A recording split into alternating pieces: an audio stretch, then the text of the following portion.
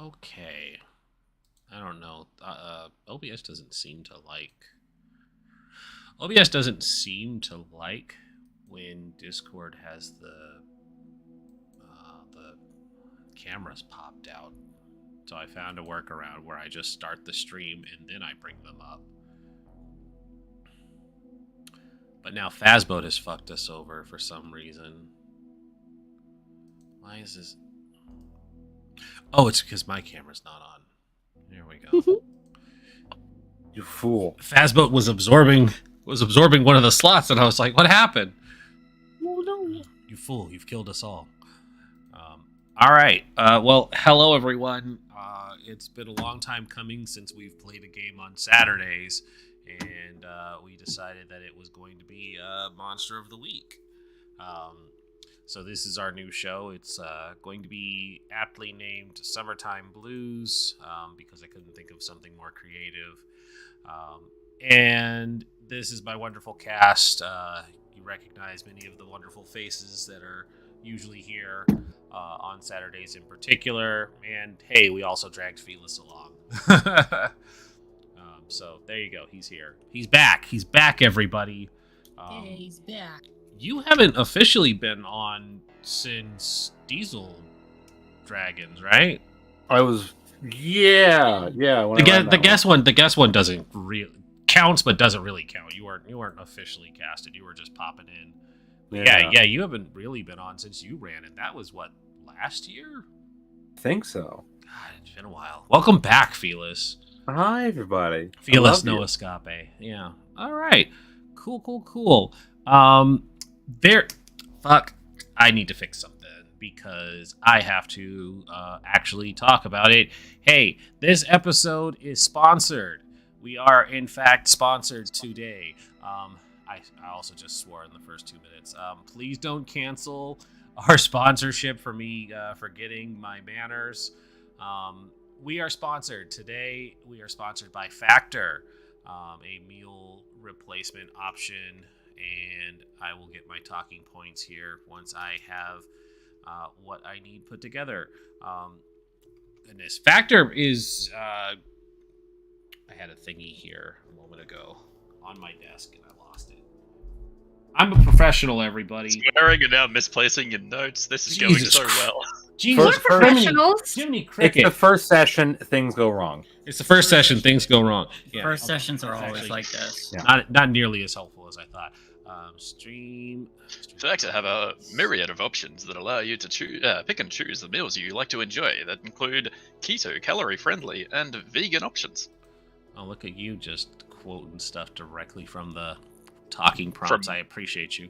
Don't no, you knew exactly what you needed to say, and I appreciate you. That's all I know. It's fine. Also, there's well, we'll look at that later.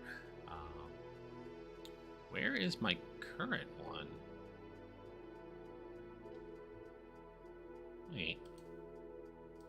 Wait. Well, written searches. No, like legit. This is supposed to be running for a month. Where is it? We may not actually be sponsored. Oh, shit. Well, crap. I had it all set up. What happened?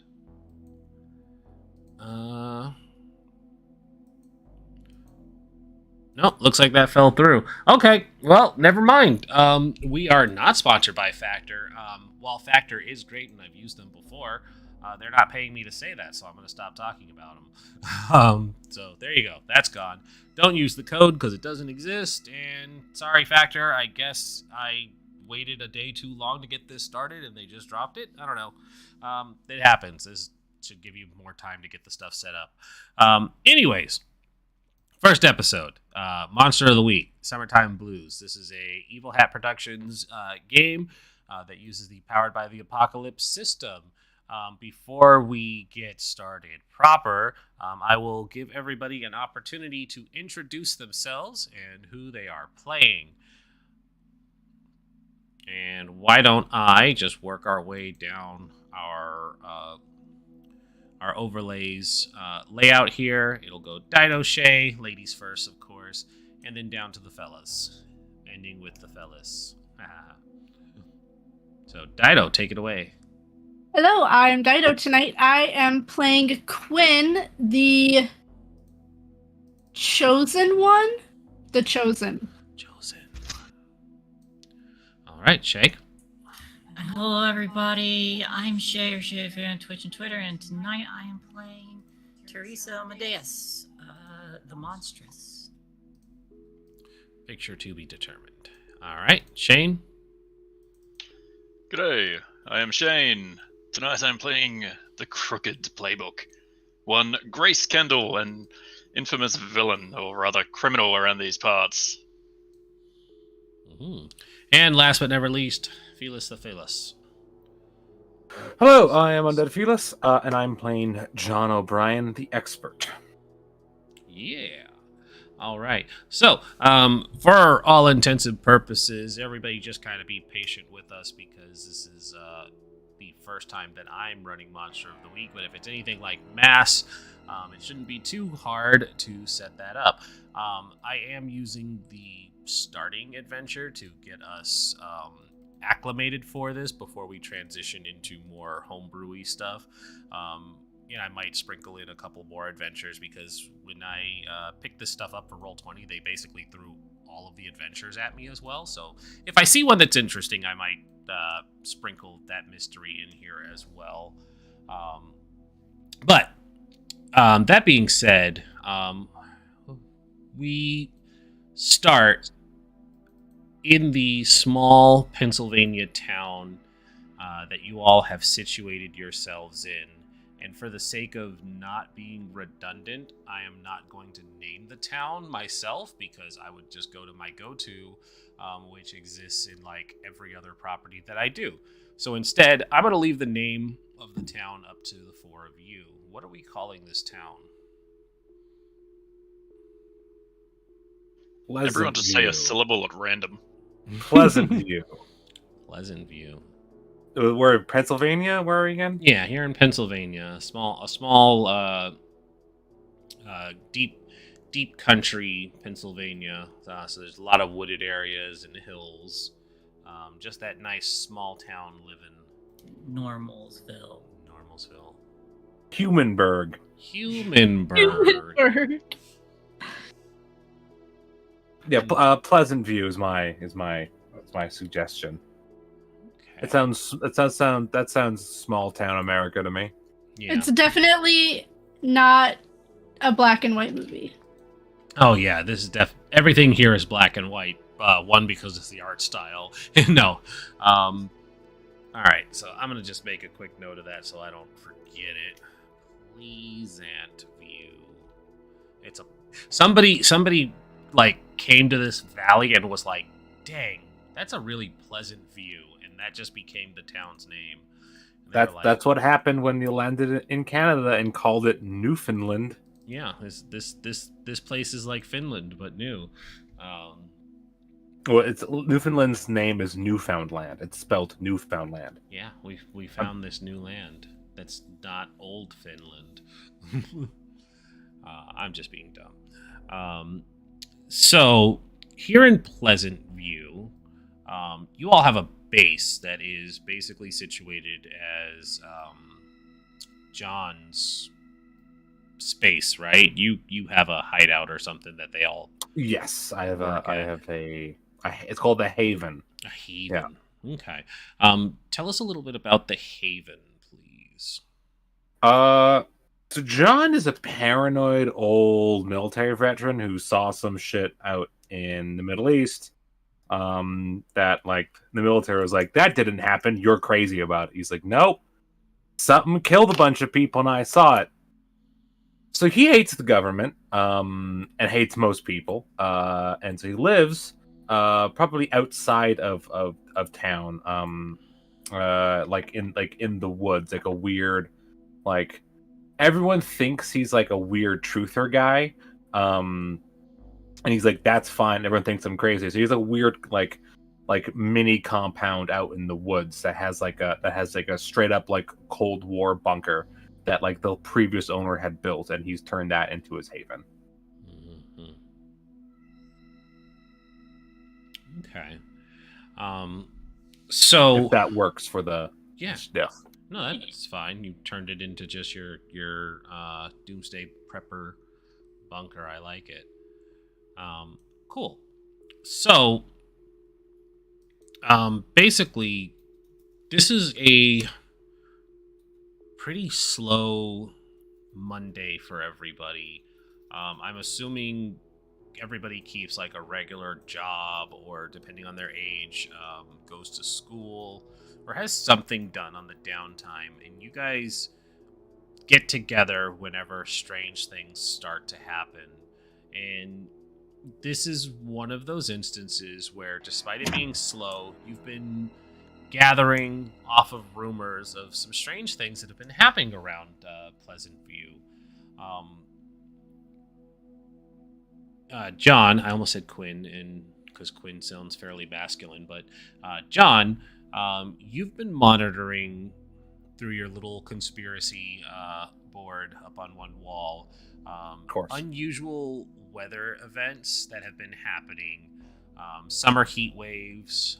There was a random tornado a week ago that's like well in the off season, and out here in the mountains you really shouldn't be getting things like tornadoes. And then, just last Tuesday there was massive flooding. The fuck? Who is at my door at this hour? Sorry, hold on one second. The real question is it monsters or is it global warming? Yes. There's something at the How much of this is man-made horrors instead of just your usual horrors? Your everyday global warming monster. What must it? The one monster I It- can't kill. The personification of global warming. We'll What be the- hunting it our whole life. Once I figure it out, me and Al Gore are gonna fuck that shit up. Rowan's away. I'm gonna get a beer. Fair enough. When I'm we drinking more meet, from my giant water bottle. when we meet global warming, they say, I prefer the name climate change. Global warming's a little bit misleading.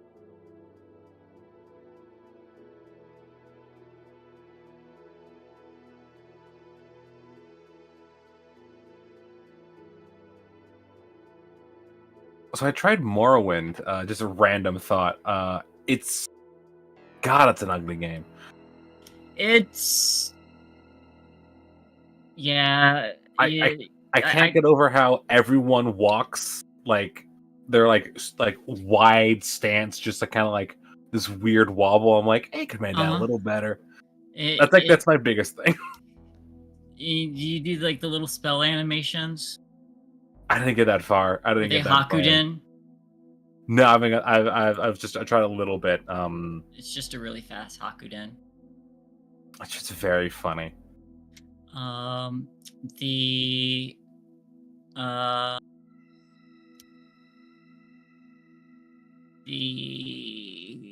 other I mean, wait till you get to the one city where they have like dancers, and the dances with like blocky arms and everything looks absolutely hysterical. I am so excited for that. I just came back and I don't know what we're talking about. Oh, I tried Morrowind, and it's so ugly. It's so ugly. It's not ugly. It's a product of its time. Oh, for sure. It was really good. It's Oh yeah, no. No. It's like it's still pretty good. It's just like it again, is. Everyone walks like they have the fucking chub rub and like no, trying to get home. Fearless, it's ugly. Bethesda is not good at designing people. Because like even Skyrim has to be heavily modded because elves look like fucking potatoes. It's wild. Yeah. What's wrong with potatoes? They're not, Nothing when the songs are not people. Yeah, exactly. Potatoes are pretty bland in of themselves, and I usually don't consider elves to be bland. So it's kind of it's like you can't really screw up elves, but somehow Bethesda does. It's like what if we didn't make them pretty? And so that's what they did. They just made them potato people with weird hair. That being said, that was somebody at our door. Apparently, Naomi also ordered dinner, but they didn't answer when I told them their food was here. So hopefully they'll wake up and get that later because they're probably asleep. Anyways, sorry. I was talking about unusual weather patterns for this time of year. This predetermined, unestablished time of year. Heat waves, tornadoes, flooding. These things are strange for this time of year. And it's one of the things that you've been noting of what's going on. There also has been accounts of a number of homes in town where food has spoiled overnight. Reports of knives being blunted, objects being thrown about, and appliances failing to work.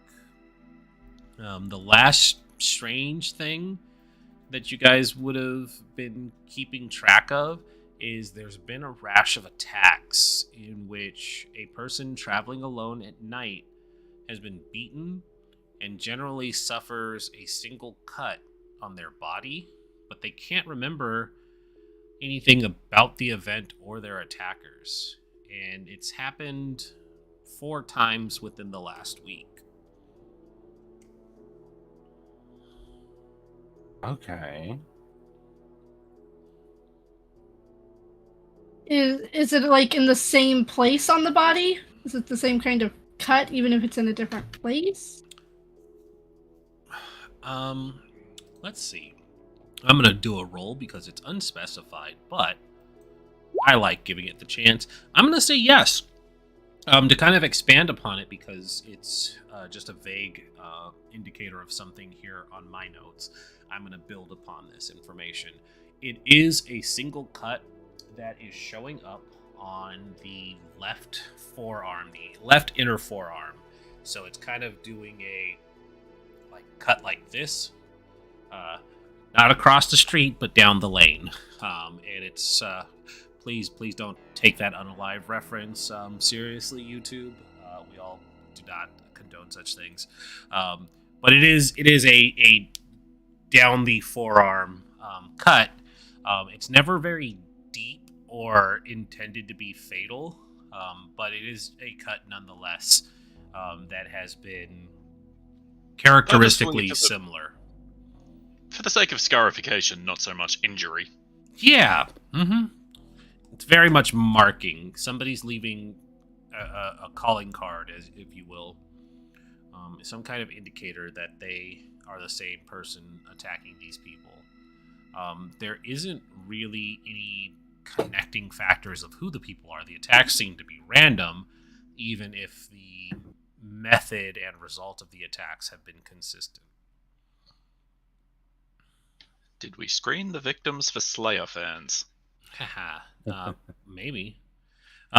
You guys haven't had a chance to screen anybody yet, but that opportunity could come. So I'm the one who's put this together. Yeah, these are for all intents and purposes plot hooks for the mystery at hand. Okay. And if it helps establish the scene, this would be I'm going to remember names. John.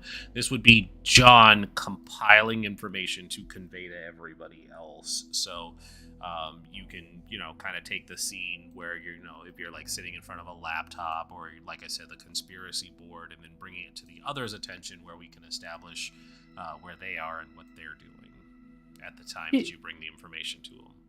Yeah, for sure. He has this information that he's collected through various means, some legal, some I'm sure not. And yeah, absolutely has a full conspiracy board. He doesn't trust computers. He's afraid that the government is going to hack into his computers and take all his info. Or it's going to track him somehow with that. Does not have an email. So he is going to Yeah, he's going to essentially call people on a landline because he doesn't have a cell phone. And it's going to so call people's phones and be like put together a thing, sort of give out information to be like this is what's going on. Something it sounds like our kind of weirdness. Yeah, he'll call folk. All right. Who's the first person you call? I am going to roll. I'm gonna roll for that.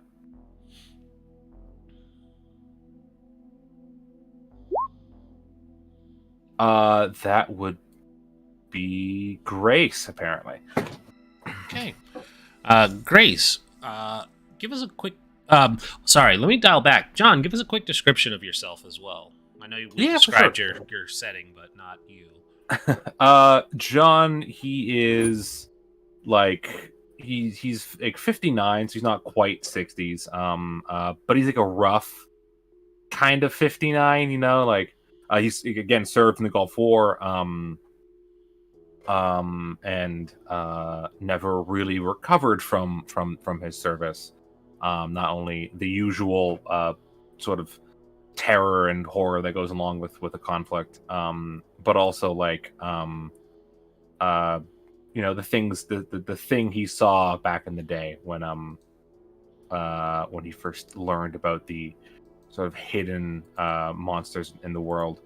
So he's just sort of this rough looking dude, like gray hair, mustache, sort of like that weird, like very skinny old man who's somehow like weirdly strong. Sort of that weird build. And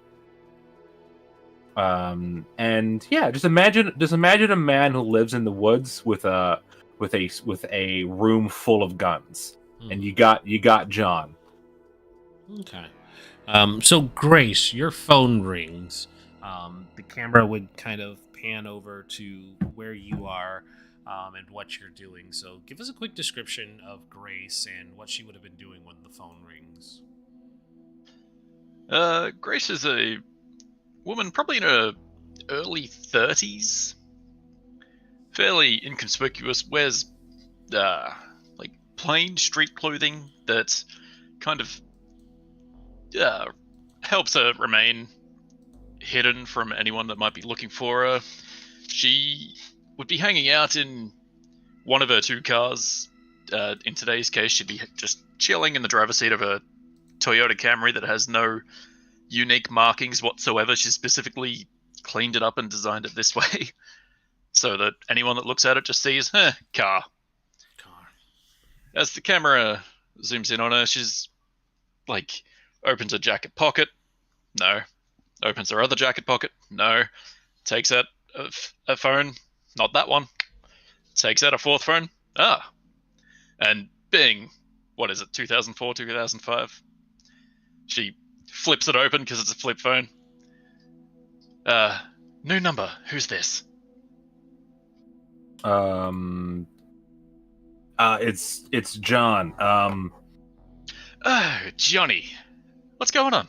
It's John. And some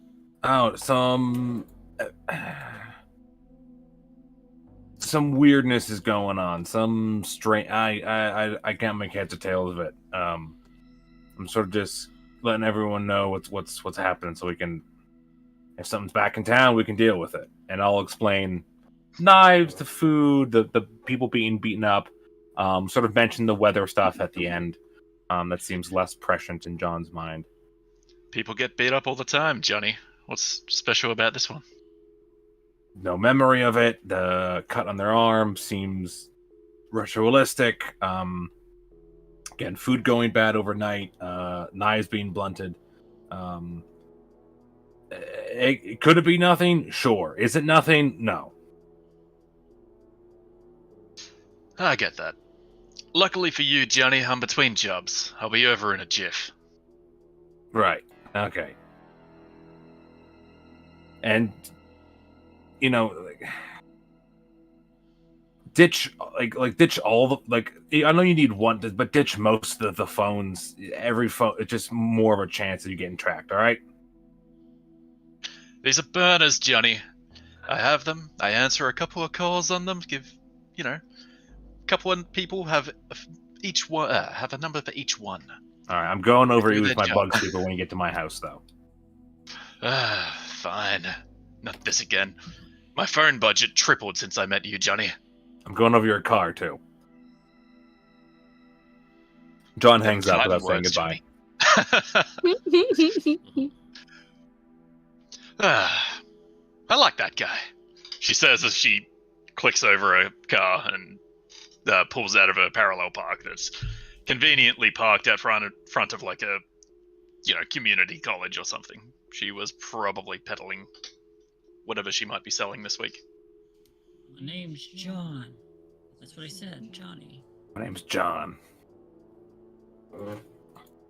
Then I guess after that, we'll call one of the other two. Unless there's more we want to do with Quinn there. And then Grace, my bad. As I said, she's probably between major jobs, so she was just slinging weed at the community college. Yeah, so she would yeah. just, jump in the car and head straight over. Okay. I guess I am calling Teresa then.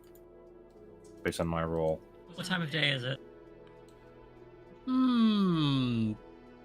Going on midday, I would say. Perfect. Probably like late morning, almost the afternoon. In that case, when the phone rings, I feel like Teresa is just in bed and just an arm reaches out blindly and grabs the phone and just drags it under. Do you have any idea what time it is, Dad? Yeah, Dad. No. Yeah, Dad. that threw Thetis for a second. He goes like doesn't matter. People are being hurt. I need you to come by the cabin. All right. I'll see if I can't find. I have instant coffee somewhere. I'll get it ready. Folgers. Get some Folgers around here somewhere. Most of them are filled with. Most of the cans are filled with bullets now, though. So I'll have to find the one that isn't full of bullets. Bullets are fine. Bullets are fine. I'll take mine Bullets with are I'll take fine. mine with 9mm if you don't mind. Oh, okay. 7.76 is only for me, thanks.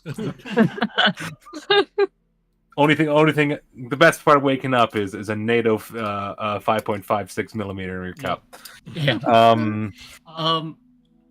I feel like Teresa will just drag herself out of bed.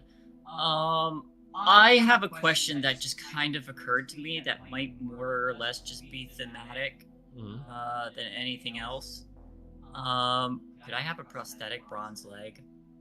Sure. Okay, cool. All right then. Is that where Dido fucked you up and took your leg? Yes. Nice. Good job, Dido. Yeah. I like the legs. They taste yummy. She goes for the legs. Goes for the kneecaps. Well, when you're short.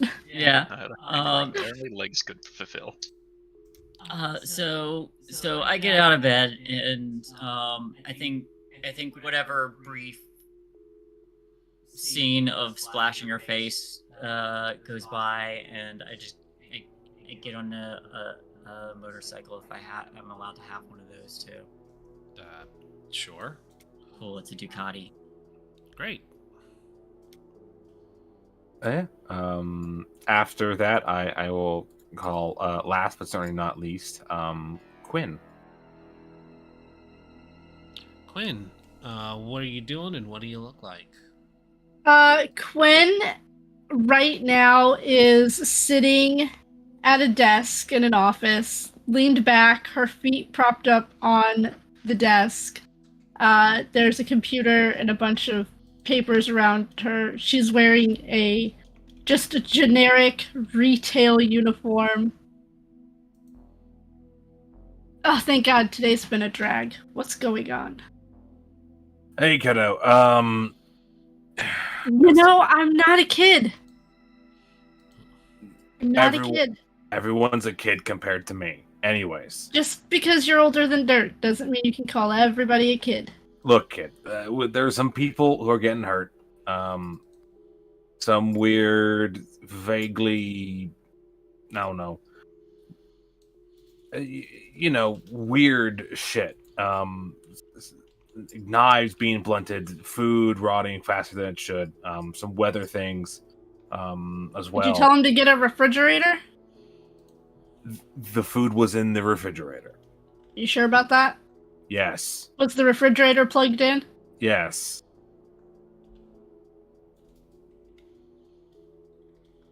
I think you're lying. I didn't break into 3 homes for you to call me a liar. Okay. Look, I just need you to come by the cabin. I already called Grace and Teresa I just need your help looking into this, making sure that, we're not gonna, that tomorrow we're not gonna open the newspaper and some little lady is gonna have her liver eaten, Not her liver. All right, cool. My shift doesn't end for another hour, but I'll be out of here in like 5 minutes. All right, I honestly don't think Grace is going to be here for at least 3. That she's all right. I think she's over by the community college, and that takes time for to get out of that situation. She's gonna have like 6, like fucking. I said I would leave here in 5 minutes, not that I'd be there in 5 minutes. Yeah, no, it's fine. It's fine. I'm not going to finish my shift. It's been dead all day. Why would I do that? You can't just. She's like, sure, I can. I'm already walking out. This is why I keep getting fired from places. All right, this line of work doesn't exactly pay well. It's fine. I've already quit. Already quit. But I assume Quinn isn't listening to John. And he just goes, all right, whatever, and hangs up the phone. Would this be a good time to roll my beginning of mystery thing? Yeah, absolutely. Because now that he's kind of indicating, maybe your senses kind of tingle that there's something going on too. Right. As she's like telling her employees, because in this job, she's the assistant manager, Nice. which I don't know how the fuck she got that job because she is not reliable. I'm going out to take care of a thing. Close up. But the thing I have is Destiny's Plaything. At the beginning of each mystery, roll weird to see what is revealed about your immediate future. Yeah, let's do it. So that's I have a -1, and that's a failure. On a miss, something bad is going to happen to you.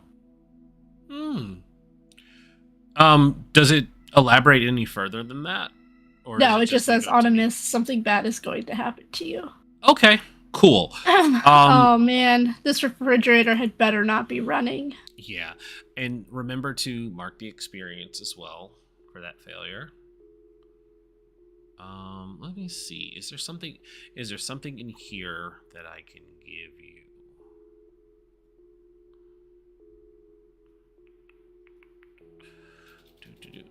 Puts you in danger. They walk out of their office like, yeah, I don't need to work, but the boss is right there. Fuck, that's actually a really good Hey. idea. Hey, there's a family emergency. I gotta go.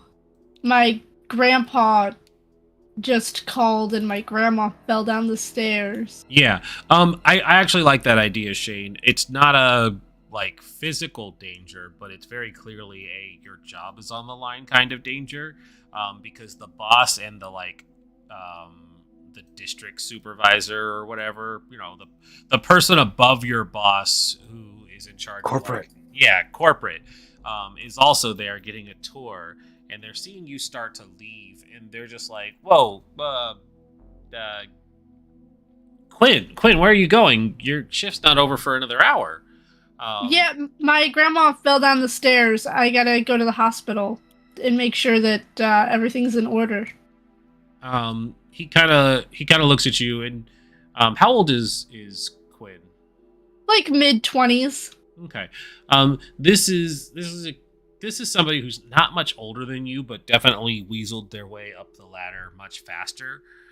So they kind of like put their hands on their hips and they look to the corporate supervisor, and they're like, "Oh, really? Which one? Because last week it was your grandmother's funeral, and the month before that, your grandmother had to have her hysterectomy that led to a rapid decay of her bone marrow, and she also died tragically. I think you're running out of grandmas for these excuses." I mean, haven't you heard of Grandmas were extended family? lesbians? My mom remarried like 5 times. So you have Do you know how many grandmas that gives me? 10 grandmas. Give or take. He kind of narrows his eyes. Is there a bullshit roll? Probably charm. Charm. Give me a charm. Give me a charm roll, please. Manipulate someone if you want to. Yeah. This is it would be this is manip- also something I'm not good at. Manipulate. So let's please. go. And it's going to be a normal person that you're manipulating. Oh, Hey. But I get experience. I may get fired, but I get an experience. Yeah. Corporate kind of clears their throat, and they say, when you signed the employee contract, you agreed that you would not have any sudden, short-term, or emergencies crop up on a regular basis. Part of our review. I don't with- think anybody can write into a contract that won't happen, because a lot of people have a lot of emergencies and sometimes they happen. He pulls out a little tablet and he pulls up the employee handbook, and under Article 4, Section B of capitalism will fuck you. It actually says excused absences will not be tolerated, and while you may You mean have- unexcused? No, it says excuse. it says excused absences will not be tolerated. And it basically surmises, and I'm pulling from real life experience here, where they kind of cite that Quinn has a pattern of frequently leaving work and calling off, and stating that they are emergencies, and when HR determines that this pattern seems unreliable, even though you have available sick leave, they don't like you actually using sick leave very often and all the time. And so they said, it's actually very interesting that you have an emergency to leave for now, because we wanted to actually discuss with you your attendance problem, Miss Zinin. Well, like I just said, my grandma fell down the stairs and I gotta go. Well, she doesn't have much long anyways. What's another 10 minutes? Jesus. She's walking Capitalism, out the door. Felis. Yeah, I imagine she's just leaving. So it's like, Yeah. we're not actually going to hold her up. But yeah, I wanted these corporate assholes to be corporate assholes. Is it okay if like I drive by and say, "Hey, little sis, Grandpa was calling"? Grandpa, Yeah, Grandpa, I know. Right in front of Grandpa's looking real bad. Shh, Grandma. Right, Grandma. Which one was this again? Grandpa would call for Grandma if Grandma was in the hospital. Yeah, definitely that. That being said, oh wow, a bunch of follows. Hey, thanks guys. Hello, friends. Yeah, Yay. it's on Twitter. I just saw the retweet. Oh. Wow, that's awesome. Hey, thanks guys. Thanks, guys. So it's on Twitter. I just saw the retweet. Hello, voices. There we go. All right. Teresa picks up Quinn, and you two are heading down to the cabin. Yeah, before I get in, I pull my chain out of my backpack and just wrap it around my chest. Like a bandolier. Okay. Better hold on. I drive fast. And you know I like it fast. Fast and loose. I probably toss a helmet back to her and then spit off. And then I I do it rudely in front of. I hit the exhaust pipe like right in front of the corporate assholes. Yeah, and I think I just got fired again. I'm. Is this a record? She was there long enough to be assistant manager. That's a record. That depends on the place. How long that is really depends on where you know work. what? You know what? To be fair, and that is true, because even though I've done managerial work before without being the manager, because I was gunning for the position, they still hired a new manager off the street. Yeah. You know what? I'm really surprised that when I put I'm unreliable and an idiot on my application, that they actually hired me to be the assistant manager. Frankly, this is their fault. No, I feel it. Yeah, they should have known better, right? They should have. All right, so the two of you speed off. Hey, somebody's dealing drugs at a school, no less. So I'm going to need a roll to see if you're proper fucked as well. Class hadn't let out yet. She would have left before then. But yeah, what would you use for that? Why don't we say it's a manipulate as well, because you're getting people to buy drugs. Yeah. You're giving them a reason. It's to party. Make the party. Plus or minus forward, that wouldn't have any effect. Like a roll of modifier of 0 will just roll my default stat. Yeah. Yeah, it's just gonna roll It's just gonna roll plus charm. Oh fuck! Look at you. All right. My you want 6 and my 5. You want to give 12. those? You want to? It says you have a 1 in there, so. Yeah. So, you are able to make some nice pocket money, and the important thing is it doesn't really attract any negative attention. So we fast forward to nobody being held up by any other real life obligations, and you all arrive at the cabin where our good friend John O'Brien is busy brewing up some gunpowder and coffee. Puts hair on your chest. Yeah, it's a real thing. People have done it. It's not that weird. As Grace arrives, she walks straight over to the coffee tin, cracks it, takes out the 9 mils, like, puts it down her That one's shirt, for me. takes out a couple more, then The one looks that around, digs out there's a one gun, pops the mag, and like throws 4 in. If you're looking for coffee is it's the one that has the little masking tape that says coffee on it in the corner. It's instant, so you just have to. There's a kettle. Probably on my second cup. Second party on the second. I just realized there's something that like John needs a way to make money so he can afford this. Can he grow the weed that Grace sells? Sure. Beautiful. It just gives Grace a bag of weed. This was here. Everything's better with a bag of weed. Thank you. You're Good welcome. turnout today. Ah, that's good. Good to hear.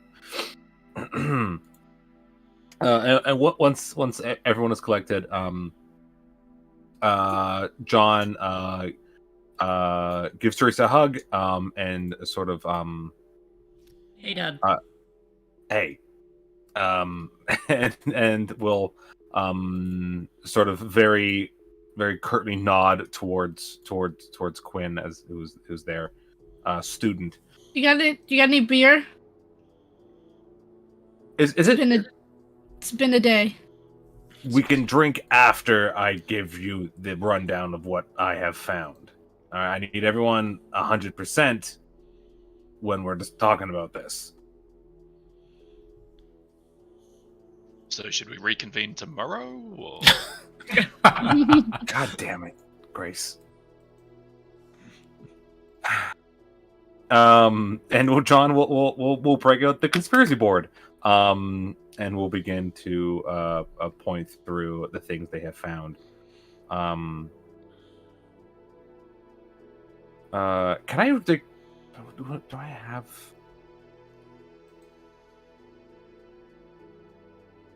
Can I use my dark past move? Yeah, what were we hoping to do with that? If you troll through your memory for something relevant to the case at hand, roll a plus weird. On a plus 10, you can ask the keeper 2 questions. On a 10 plus, on a 7 to 9, ask 1 on a miss. You can ask questions anyway. That will mean you are personally complicit in creating a situation with you're now dealing with. Okay, sure. Oh no, I didn't realize that the ooh. Wait a minute.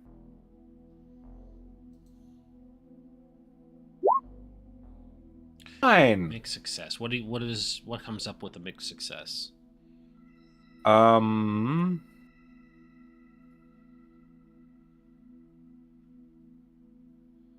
I get to ask one question. Okay.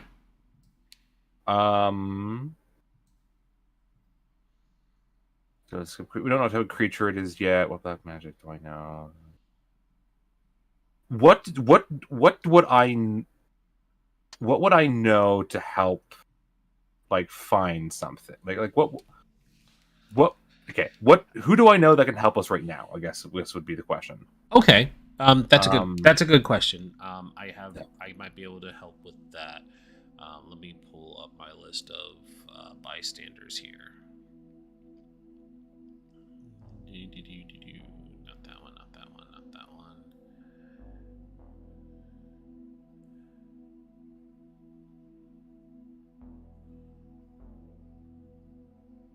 Oh, okay, different people there. There's an editor. There's a police officer.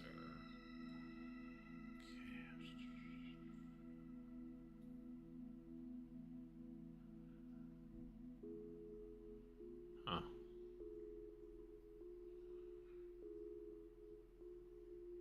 Okay. You know that the best person to ask is Sheriff Edward Turner. Sheriff Turner is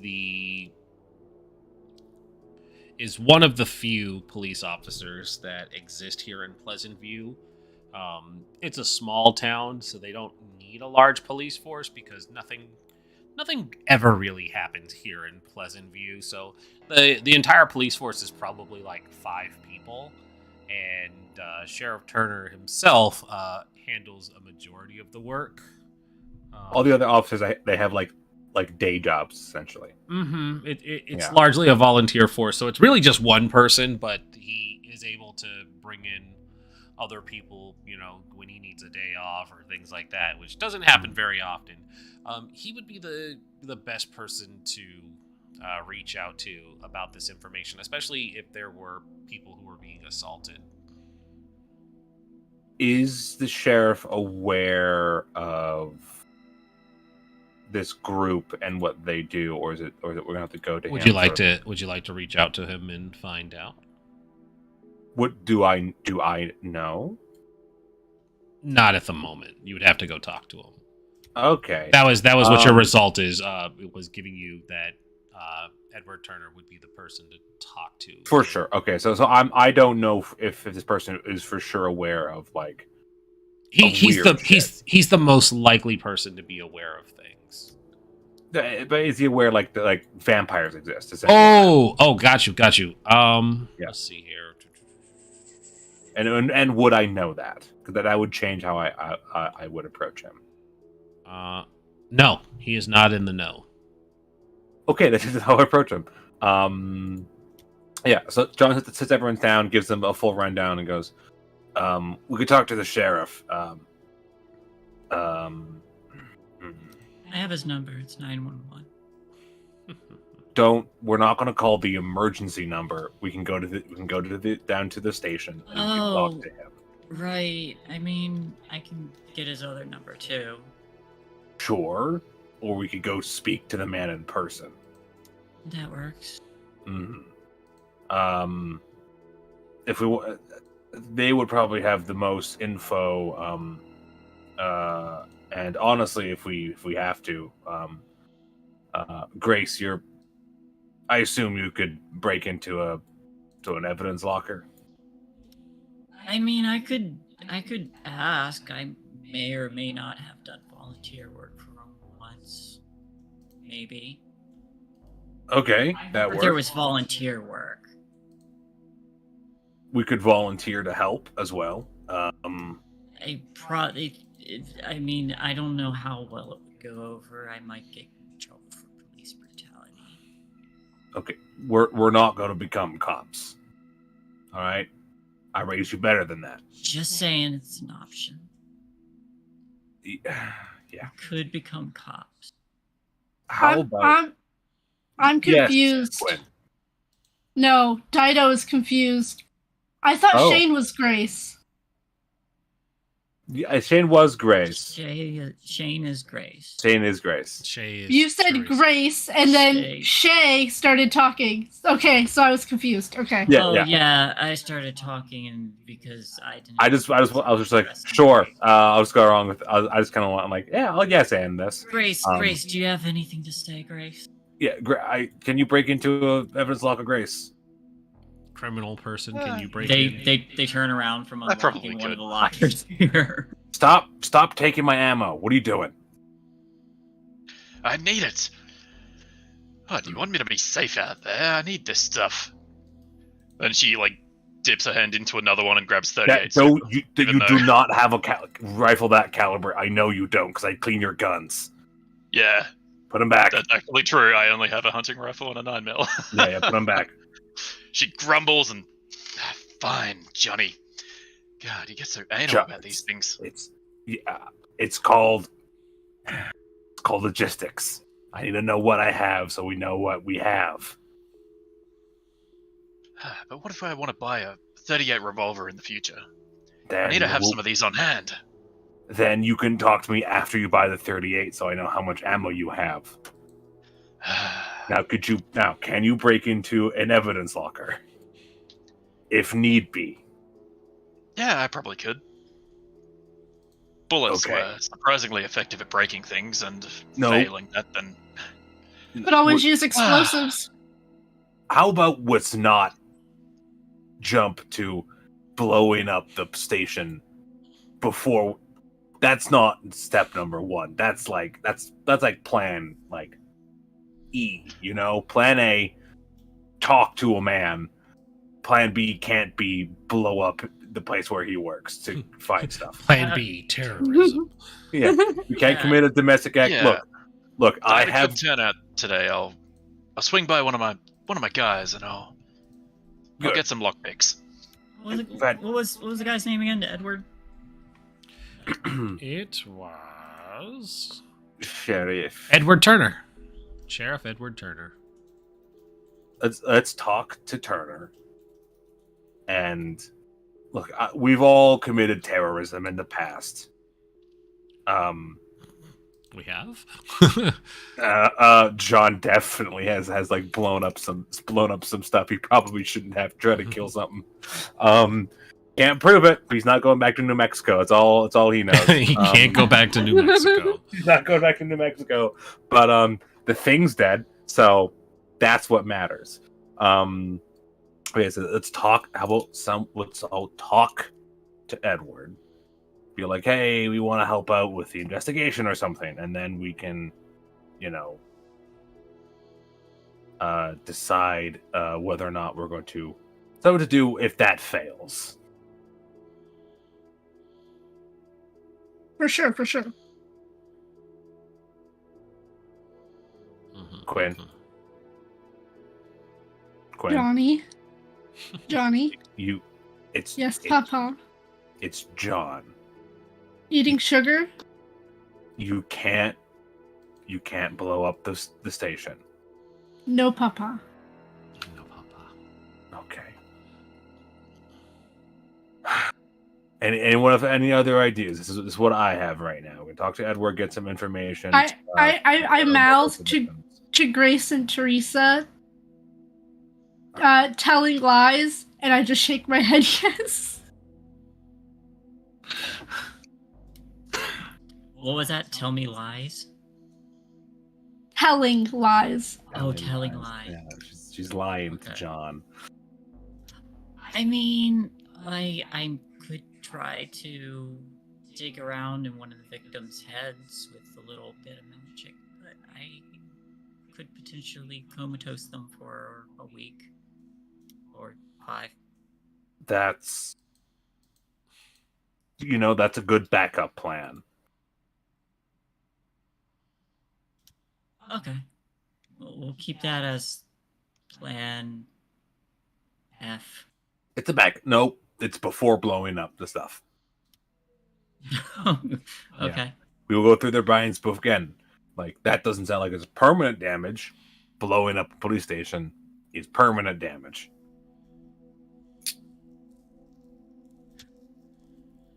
All right. So it's a great plan. Anyone else? Are we allowing blood magic this time? We'll see where things go. Blood magic is. I don't like to use it, but sometimes, Look, Okay. Again, like we've all heard the story of how I blew up that post office in New Mexico. So like sometimes you do gotta blow stuff up. You gotta use blood magic. But again, sometimes they increase the cost of stamps. sometimes happen. these cost stamps. Sometimes a dark wizard is sending a necromantic virus through the mail, and you have to blow up a post office in New Mexico.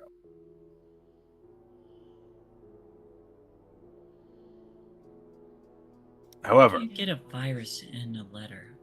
you put anthrax. Oh, so like in a vial. No, you just put it on the paper. It's a powder. Just on the paper. But Yeah. you got a powder, yeah. Is anthrax necro? No, Fancy? it's not. No, Anthrax are a band that formed in 1984. Anthrax is a very deadly virus. This person was using the mail to spread a necromantic virus like you would anthrax via the mail. So I again blew up a post office. Gotcha. Well, I just finished up all of John's supply of graham crackers. We should probably go. Do all of you just steal all my food when you come over here? Hey, I Just haven't a had any coffee with food, bullets thank in you. it. She Just the stands up coffee. and I don't know. She's probably stolen something else. More Mhm. bullets that she can't even use. Yeah, John will give Grace a full pat down before she leaves, because he does not trust Grace around his things, due to a history of theft. Careful, Johnny. If you wanted to fill me up, you could have just asked. Wow. You create a very strange work environment, and I literally hunt monsters for a living. Well, I grow weed for a living. Yeah, you probably have a dispensary license too. I'm a dispensary license. He doesn't have a license. No, the government can't tell him what he can. Registered with the do. government. Nope, he can't do it. No, he can't do it. No. He has a weed farm that he is willing to. Yeah, shoot. no. Look. Part of the Haven is wrapped in tinfoil with UV lights. Mm-hmm. He has the bunker. He's gonna use the space. So the conspiracy theorist tells everybody we need to go talk to the police. We need to trick the police into giving us information they shouldn't give us. He's okay with tricking the government. He doesn't want the government to know what he's doing. That's fair. He wants to know what the government's doing. So we're piling in and heading off to go talk to. Okay. So you all get in your respective vehicles, and drive into town. Pleasant View, like we said, is a very small town. Let's see here.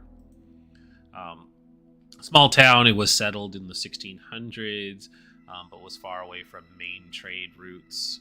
It is nestled in a fertile valley. It has a history of being a thriving farming town. More recently, it's become a tourist haven, as a lovely piece of history that's off the beaten track. The town has a quaint town square surrounded by shops, a few businesses nearby, and the rest is houses, both local and tourists. Sheriff Turner operates the police force, in quotes, out of an office in the front of his cottage. So really, you pull up basically to his home in the town. He's kind of just off the. Gosh, now I'm thinking. I don't live in a small town, so I forget what the term is. What's the term for like the main road that goes through the center of town? The main drag. Hmm. The main drag. Sure. I know there's like an American word for it as well, but you don't live in a small town, do you? I do not. Anyways, so it's the main road that goes through the center of town, and all of the businesses are basically built on either side of it as the main thoroughfare. He has a little cottage that is just off of that path, but does connect with the main road that gets there, so that he can be not thoroughfare dougler, but same kind of idea. But it's just literally what you call that main road. Anyways, it cuts through the center of town. It's off the beaten path. Probably like a street adjacent to it, but not on the main thoroughfare. It's a small, quaint-looking cottage, and he's probably sitting on his porch enjoying some summer iced tea and fanning himself against the heat. And when he sees your vehicles pull up, he kind of adjusts his little sheriff hat and grabs his glasses off of the coffee table near his rocking chair, and he says, "Afternoon. What can I do you for?" Grace will probably stay a respectable couple miles away because she has a unfriendly relationship with cops. Yeah, you killed one. And probably a warrant. Probably. Too.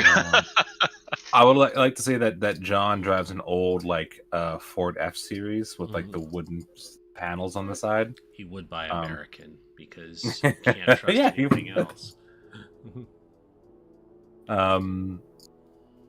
It breaks down a lot because it's a Ford.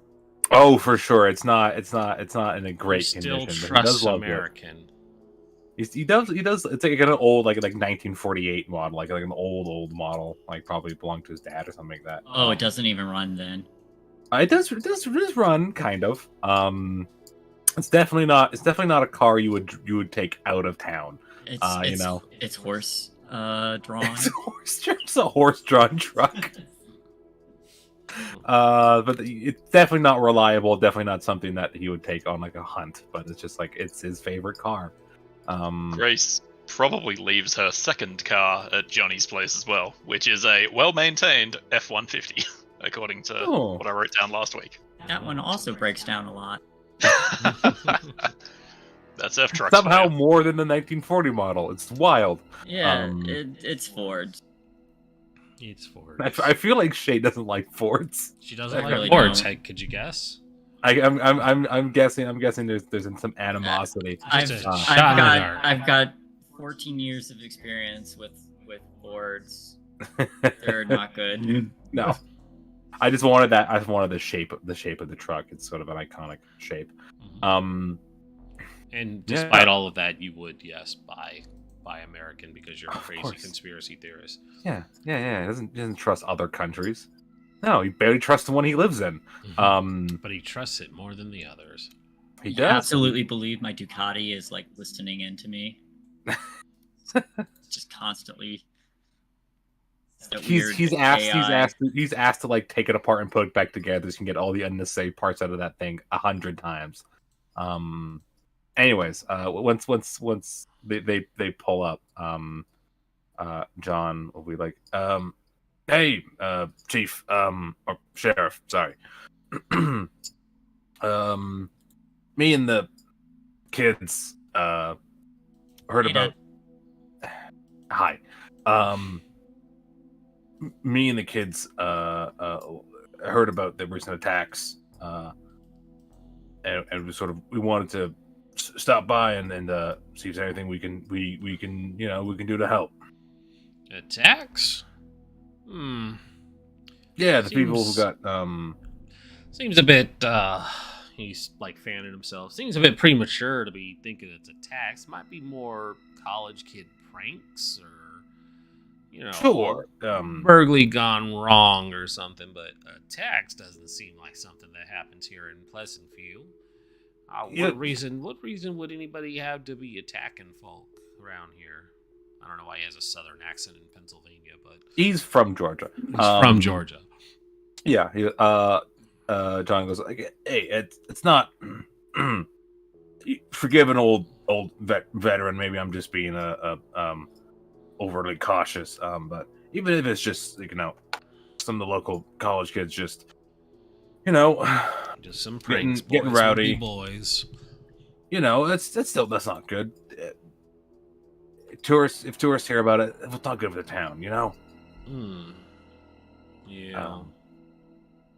And just we would love to help out, see if there's anything we can do. People see you coming, they know who you are. They know who the sheriff is. They're not gonna talk, and if anyone is causing trouble, they're not gonna say anything. They might be a little more open up to, there these two young ladies here, like they're a little more. Yeah, this one, and I grab I grab Quinn, and my little sister just lost her job.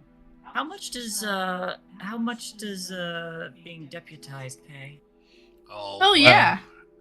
It's a volunteer sort of job, as the only sheriff, really. But if you wanted to build up some student credits, there, little lady, we'd be happy to take you on to be answering phones and working as dispatch. I can definitely answer some phones and dispatch. Wonderful. I'd invite you in and offer you something to eat, but damnedest thing, all of my food in the fridge spoiled overnight. Won't have much but the iced tea. Welcome to a glass. Your food spoiled too. Yeah, it seemed like that refrigerator went out. Don't buy Korean. I hear that. Now, did you make sure that you jimmied the plug did you unplug it and plug it back in?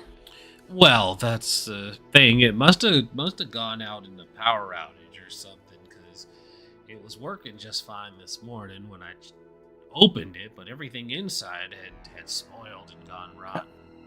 Hey, Sheriff, I have a question, out of character. Okay. What do I roll to know lore on creatures that might make food go rotten? Like, faster than usual. It looks like, through your hunter move references, when you look at each of the skills, it seems to be investigate a mystery. Okay. May I make a roll? Absolutely. Thank you. while Shay makes that roll, John would offer like, I know my way. Back in the military, you gotta fix everything all the time. I could take a look at the fridge and see if anything, see if I can figure out what's wrong with it. Doesn't happen again. Well, I'd appreciate that very much. But it course. seems like y'all came here for a specific thing other than finding a job for your daughter? Raises an eyebrow. John looks at Quinn, and just goes, Daddy? No, I don't like that. Nope. Hate no, that. out of character. Not- me not that my I've talked about dad. this. We both. Mm.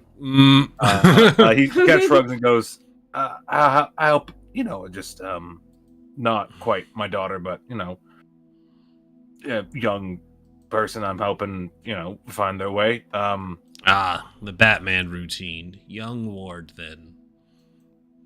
Sure. But I could take a look at your fridge while we talk about what's going on and see if we can help it all. Mm-hmm. So Shay, see our great peace officer, have a broken home. That's I can't do. That won't do. Shay, you have a mixed success. What does that entail? I get to ask the keeper one question. Based on how we are investigating, they will tell you honestly and with reasonable detail what you discover. Okay. Would I, in my past of being a chosen to hunt down evil, what kind of creatures would I know that cause food to spoil faster than usual? Because I know there's myths about it. And I'm not sure if this is related or not, but it sounds odd. So, I'm gonna say that you really don't have a whole lot of information right now, but it is a valid point off of being trained as a slayer. Would you like me to... No, let me finish, because I gotta give you an answer. So, you are in fact trained, so you do have a basic academic knowledge, and you can kind of parse out a few creature types that wouldn't do this sort of thing. And right now, it seems like it could fall under a handful of creatures. So usually things like malevolent spirits, fey creatures, infernal entities all have the ability to manipulate their surroundings. So it doesn't really narrow anything down, but you definitely know that you are in fact dealing with something supernatural. By the sounds of that. That's not normal. Food doesn't spoil overnight. Okay. Or food doesn't rot in a refrigerator that was previously working overnight. Mhm. The milk might smell bad, but Yeah, it's like there are certain things that could be perishable, but realistically, even if your power went out overnight, if you didn't open the refrigerator, it would still stay cool enough that the stuff inside should be fine. A couple of hours without power won't spoil the milk. This is stuff where it's like advanced mold and the milk has turned to cheese. It's that level of decay and wasting away. It's not edible. If there was bread, it would be, completely green and fungused, stuff like that. The banana would be a dark black and mush. Oh, hey, look, my man's got some cottage cheese. Yeah, exactly. There's some cottage cheese that he didn't buy that's sitting in there. Why is the cheese in the milk carton? Mm-hmm. The butter has turned to butter. Yeah, and the reason John is asking to take a look at the refrigerator so he can get Of inside course. of it and look at shit. Yeah, and see he if does there's he does take you guys inside. He says, "Yeah, come on in. You can take a look because you've been friendly enough. He doesn't have a reason to doubt you. It's a small town. Everybody knows everybody. Mm-hmm. He's also not really giving Grace that much care because Grace isn't causing any trouble right now." Mm-hmm.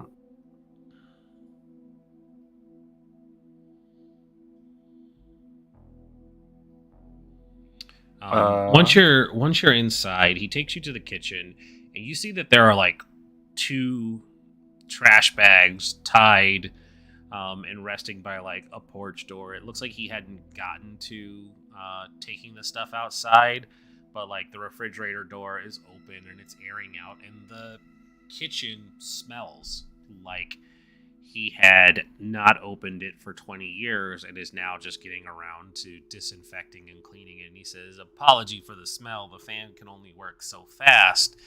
I spent all morning having to deep clean the refrigerator, but it is working again. But you can take a look at it and see if there was anything faulty."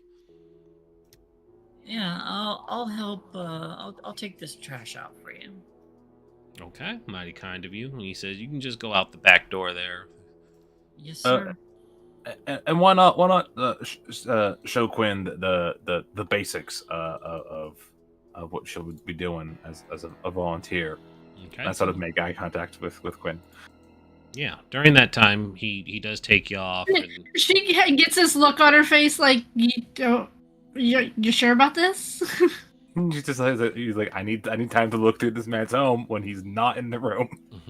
And if he's not in the room with you, he takes Quinn to the office to show her the police work and the hotline. I'm going to phone. look at his knives.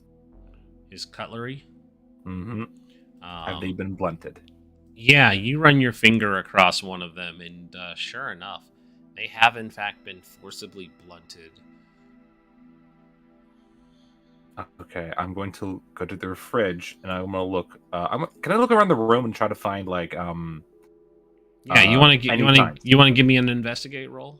Sure thing. Sharp 12. 12. All right, hit me up with some questions, my dude.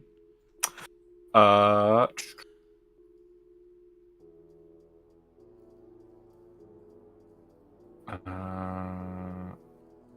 many questions can I ask on a 12?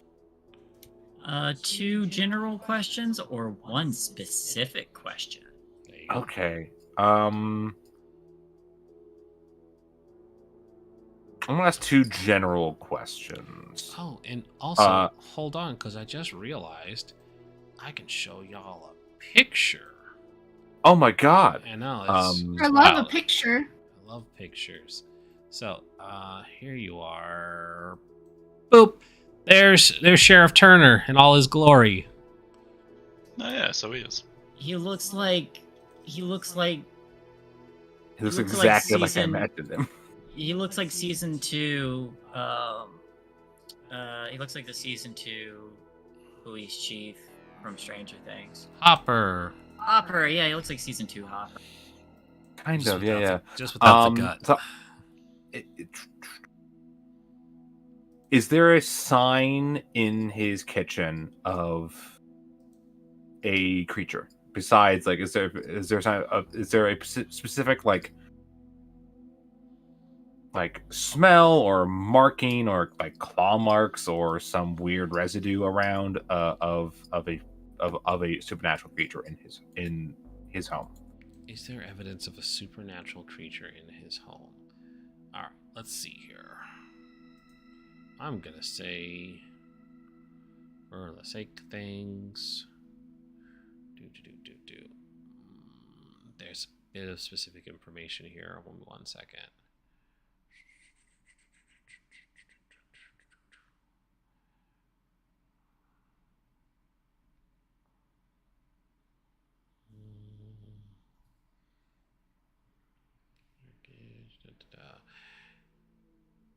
This layout is a lot better than most, but I still have to kind of parse through some information to find what I'm looking for. Let's see.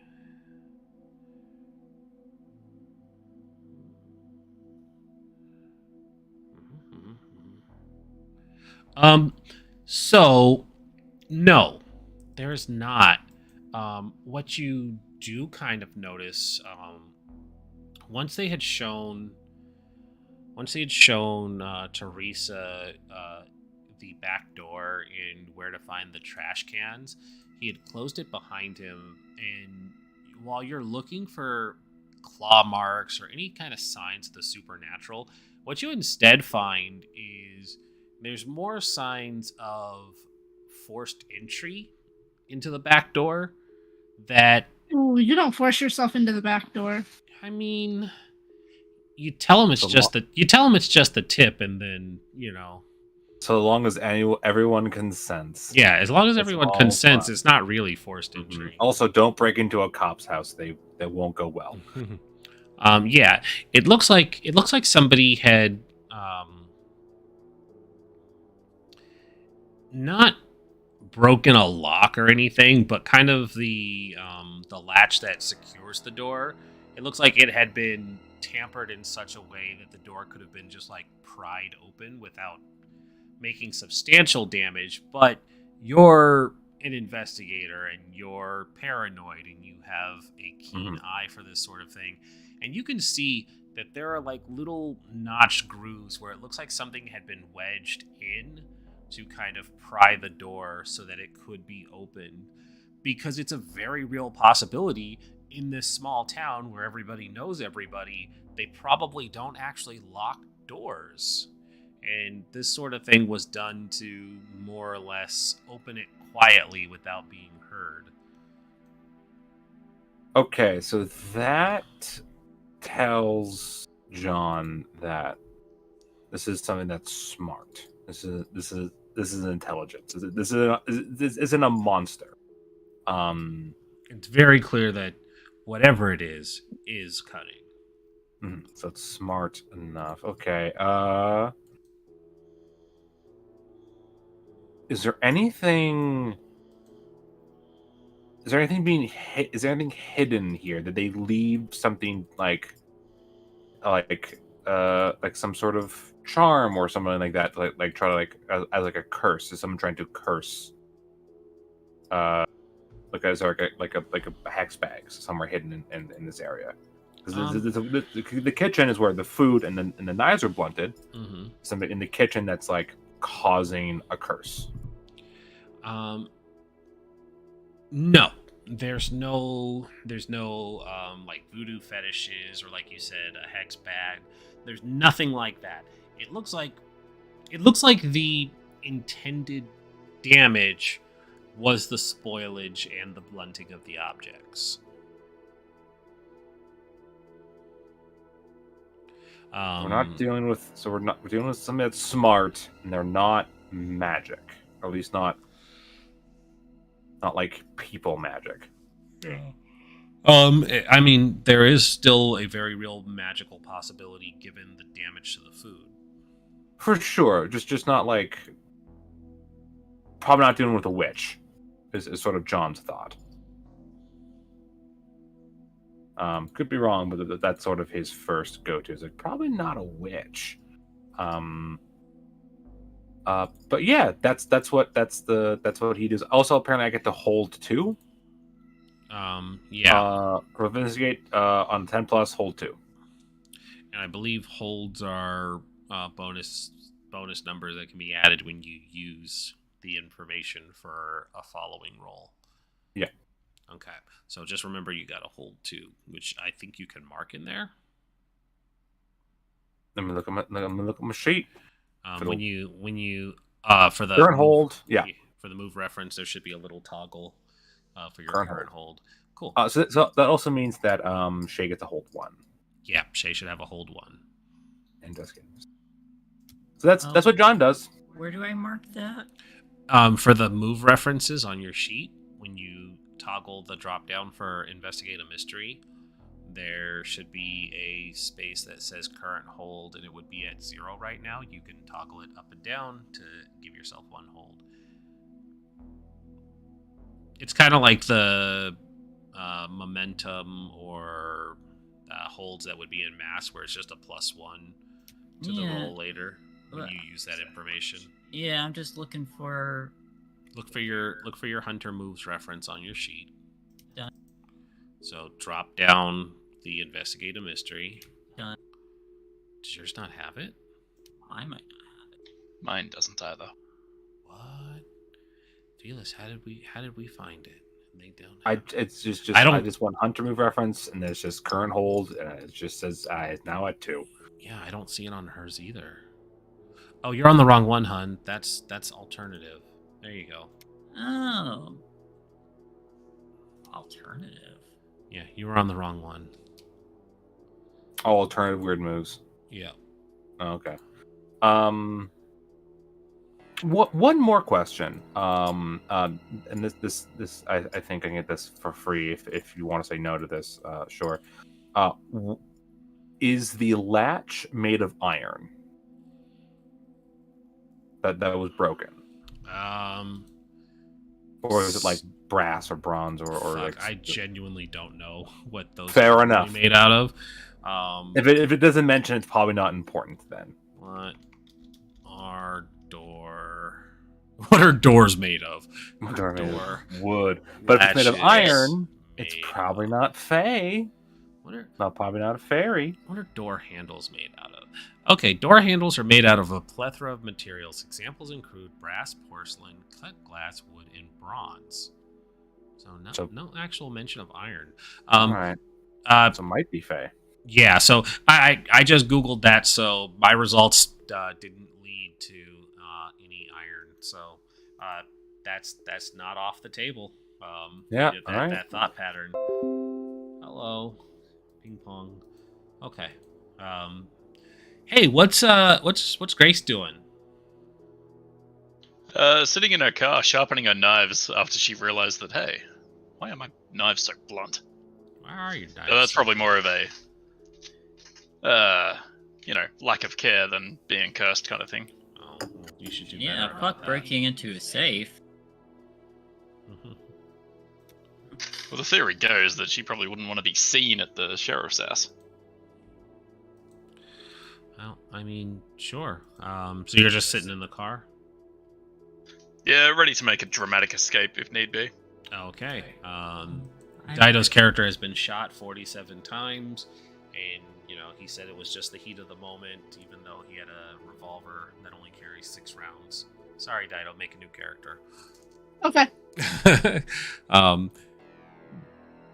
Speaking of, though, Quinn, he's showing you the phones, and he sets down like a big stack of yellow pages, and he's like, "This has all the town phone numbers in it. If we ever need to, get in touch with anybody, do welfare checks, things like that." There's a file cabinet over here for case files, and that's pretty much it. You could come here a couple hours a day and just answer the phones when people need help, and then you can contact my cell phone. I get to make my own hours. I just have to show up a couple hours a day, anytime. Anytime you want. Well, don't show up after 8 o'clock because that's me time. But yeah, you can. Right. That's when I watch the sports. That's when I watch when I watch Days of Our Lives. No show up between the hours of, let's say, 8 p.m. and 11 a.m. But I can just show up for a couple of hours. You can just show up for a couple of hours since this is volunteer work. Kind of like this gig. And you said that these are the case files? Or like, what kind? You said that there's not really crime here. Why you got case files? Well, we have cats go missing all the time. It's 90% cats. It's 90% cats. This whole file here is for a goose that likes to commit larceny. Oh, I gotta look. Can I look at that? Yeah. I gotta find out about this goose. There's a rap sheet for a goose by the name of Chester, and the picture is a very angry-looking goose charging at the photographer with a knife in its mouth. I was gonna ask about the knife. Yeah, That knife isn't dull. it's not. It's not. Let's be honest, that creature's a demon. Mm-hmm. No, that's a goose. That's just a goose. John's looked into it. It's just a goose. Geese are demons. It's a goose. It's just a So Oh we my already god, chased down that the goose, culprit that it's just a spoiled goose. the food is the goose. Yeah. It's all just at this very end of the campaign. It's Mystery just like solved, find guys. the biggest bad. It's just a goose. I like a throwing him in his skulls. Yep. So you just run the police station out of your house? Yeah. They ain't much in the budget to actually build a police house. I don't ever have to really arrest anybody here, so. The police house. We'll be having some fun at the police house. No, I'm thinking of Hilda. Well, I found this note at the police house. What is the non-emergency number for this town? 921. 129, gotcha. Yeah, exactly. On the desk, however, there are the 4 case files for these attacked victims. If you wanted to peek at those. I will take a look. I probably shouldn't be the one to take a look, but I will. Oh, you're doing it Some here. anyways. Yeah. So when you pop these open and look, I just had it. Where did it go? There we go. These 4 people. They each file has a name for a victim. There's Alice Rigsdale, Christopher Prower, Constance Hopkins, and Frank Gardner. They all seem to not have much information. There are various reports that it happened at night while they were out on a walk or handling some chores.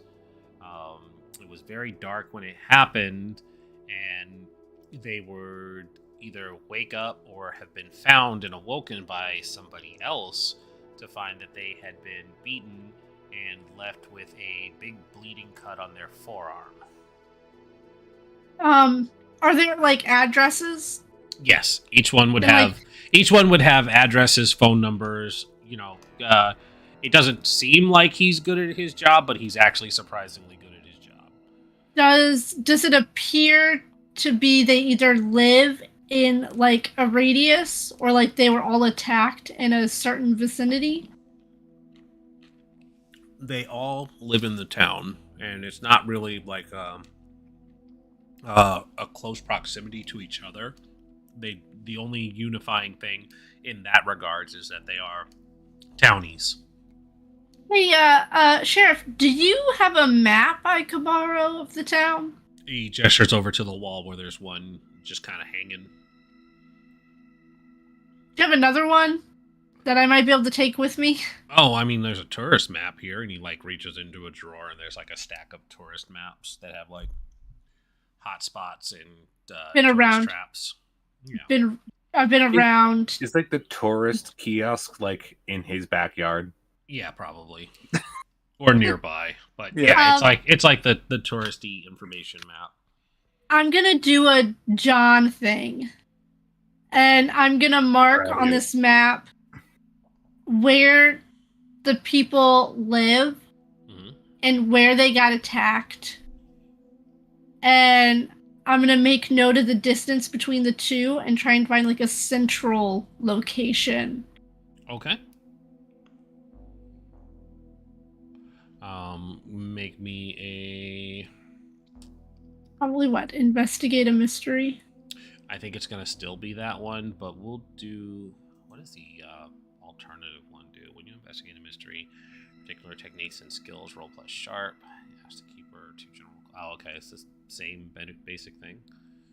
I think one has a list of questions, and then the other is just ask what you want. Yeah, I think it would be off of the flexible alternative one then. Yep. So roll plus sharp. Mixed success. Hey, my first kind of success. It's a success. Okay. You say that you're So you most get- of the way to advancing already. So you get to ask one general question, and based on how you're investigating, I will tell you honestly and with reasonable detail to what you discover. I guess the general question is, after mapping this out, does there appear to be a centralized location or like like a center point. Yeah.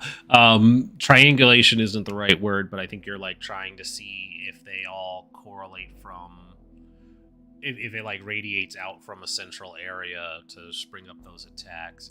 Let me see here.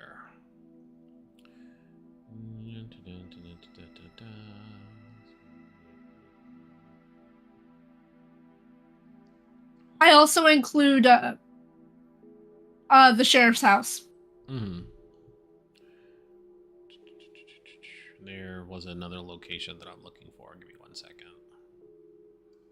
Hey, sheriff,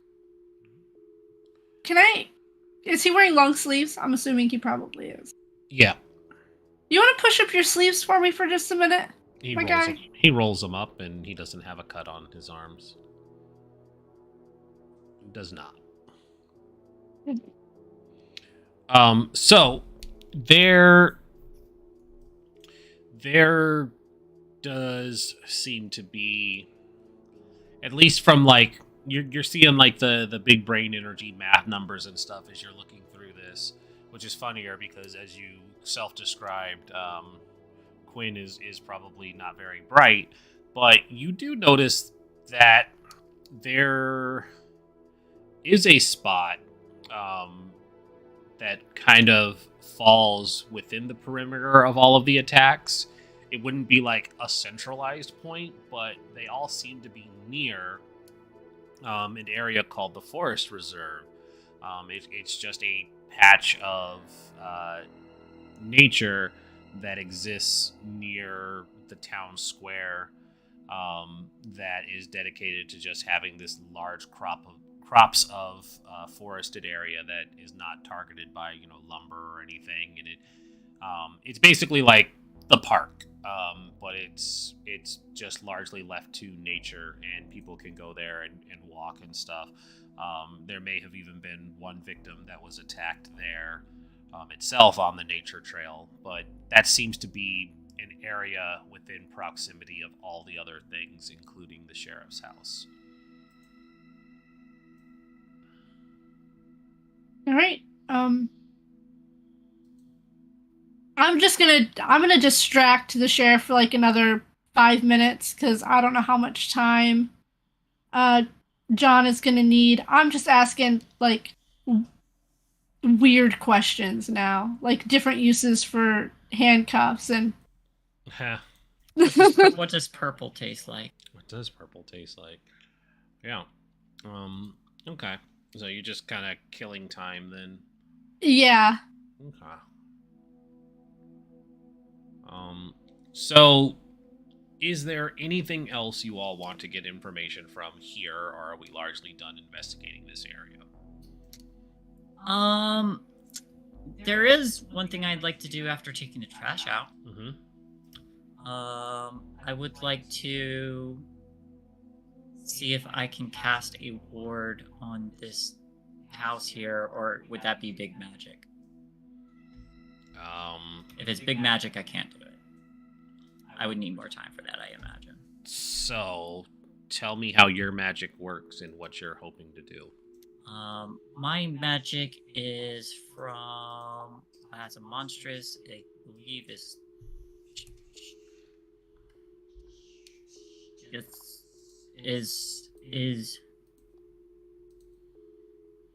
I'm trying to think of the right term for it. In D&T terms, it would be the sorcerer, force of presence and blood. Okay. Let me see if this gives me more information.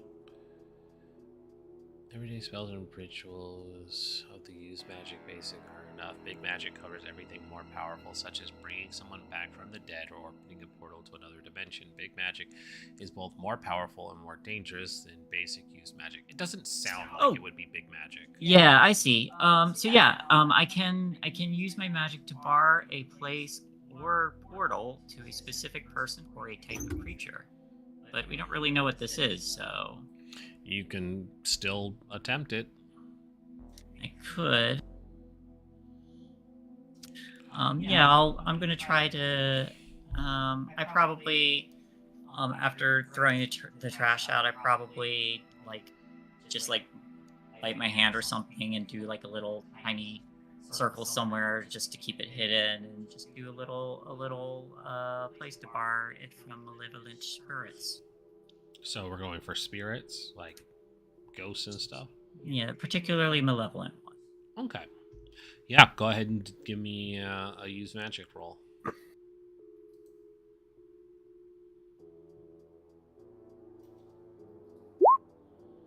Holy shit. Damn.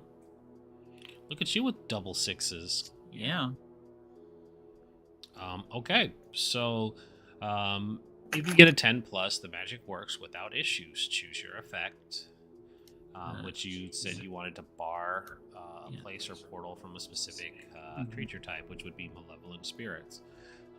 There's no glitch. May require you to do one of the following weird material as well as take 10 seconds. Blah, blah, blah. I think it would take time and a little bit of like ritual gestures and chanting, which is fine because the sheriff is distracted. He's not going to notice you doing any of this.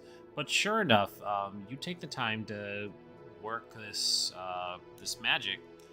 You probably like prick your finger and smear a little bit of blood on like the doorway, so that the house would be barred from any entry to malevolent spirits, and you feel satisfied in knowing that the magic works. Yeah. Mm-hmm. I don't know if it. I don't know if the advanced use means anything. It just says on a 12 plus, keeper will offer an added benefit. I didn't see that where I was looking. Let me see. Hold on. Of course, I closed the book as soon as I did that. No, that's fine. So you didn't do advanced used magic. You just did regular used magic. Okay. Because you probably That's all I need. You probably don't even have advanced used magic because we're just starting the game. Anyways, so that's done. Is there anything else you guys want to investigate here, or are we reconvening at the car? I'm done. Yeah, John's taking a look around. He's gotten information can get from the room. So yeah. Okay. For the sake of time and brevity, when you guys reconvene at the car, we will say that everybody has shared the information that they found, unless for some reason they choose not to, in which case, say so, but it seems counterproductive to an investigation. John will also mention that says, yeah, thing's intelligent. I don't think a witch or anything like that, and it's also corporeal. It had to get through the door. Well, I probably shouldn't have barred from spirits then. I mean, unless it's a corporeal spirit, maybe undead if it or possessed. Or possession. Look, having a protection ward in your house is never a bad thing. So, like, you helped them. Well, I mean, it looks like the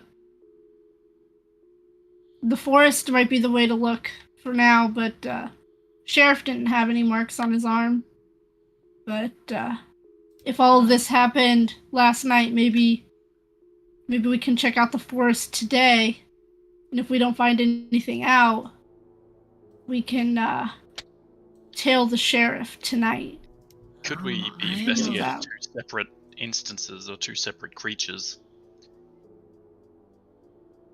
Something going around causing all the curse-like effects, and then something else completely unrelated that's causing all the beatings. According to the map and where all these attacks have happened, it's coming from the same area. Whether it's one or two, it seems to be a team job if there's more than one. So, if the sheriff is a target, then yeah, tailing him could be beneficial. But also, if this is happening in a specific area, I am more awake at night if you want me to just go for a walk. Did the information Dido found did it say what time the attacks took place, or is that not included? It was at night. That's at night. Okay, good. It's always been at night, and it's always been very dark when they were assaulted. But if all of this is happening at night, and we can find them during the day, maybe they're like Teresa and they're sleeping. That is another thing to corroborate with information as well for John, is that the food went bad overnight, and he said that the items had gone, the refrigerator had gone faulty overnight. So it's all happening at night. So, it's targeting knives for some reason. Food, attacks at night, marks their victims, and can erases their memory, is intelligent, and is corporeal. It sounds like some psycho chef. Can I try to make a roll to see if I can narrow it down with all this new information? Yeah, absolutely. Would that be investigate as well? Certainly. Can I I help? Is there a help action in There this? there is a help out. Help out. When you help another hunter, roll cool. Your help grants them +1 to their roll. Yes, you have information to provide as well. I think that will work. How Roll. many help outs I'm only allowing one. Okay. I'm gonna use Go on. use my forward on this because I was gonna use mine as well. That's fine. Use one of mine. Jesus, 16. How do you- Wait, no. How do you roll get a a zero? 0? Oh, there's a double plus in there. Don't put the plus. Well, that would be Okay. 4, 5, 6, 7, 8, 9. That's a 9. That would be a 9. But yeah, don't put a plus when it asks for an input Gotcha. value. So it would be a 9. On a 7 to 9, your help grants them +1. Wait, what? On a 10 plus, your help grants a +1. On a 7 to 9, your help grants them a +1. But you also expose yourself. There we go. Okay. I was like, there's a but there. Okay. So I get +2. Yeah, you'd have a +2. Just don't put the plus in there. Yeah, a +1 from me, +1 from her. Submit. 14. 14. Didn't even need that +2. All right. You got a question for me, or just want to pose something? What sort of creature is it? Is one of the questions I can ask.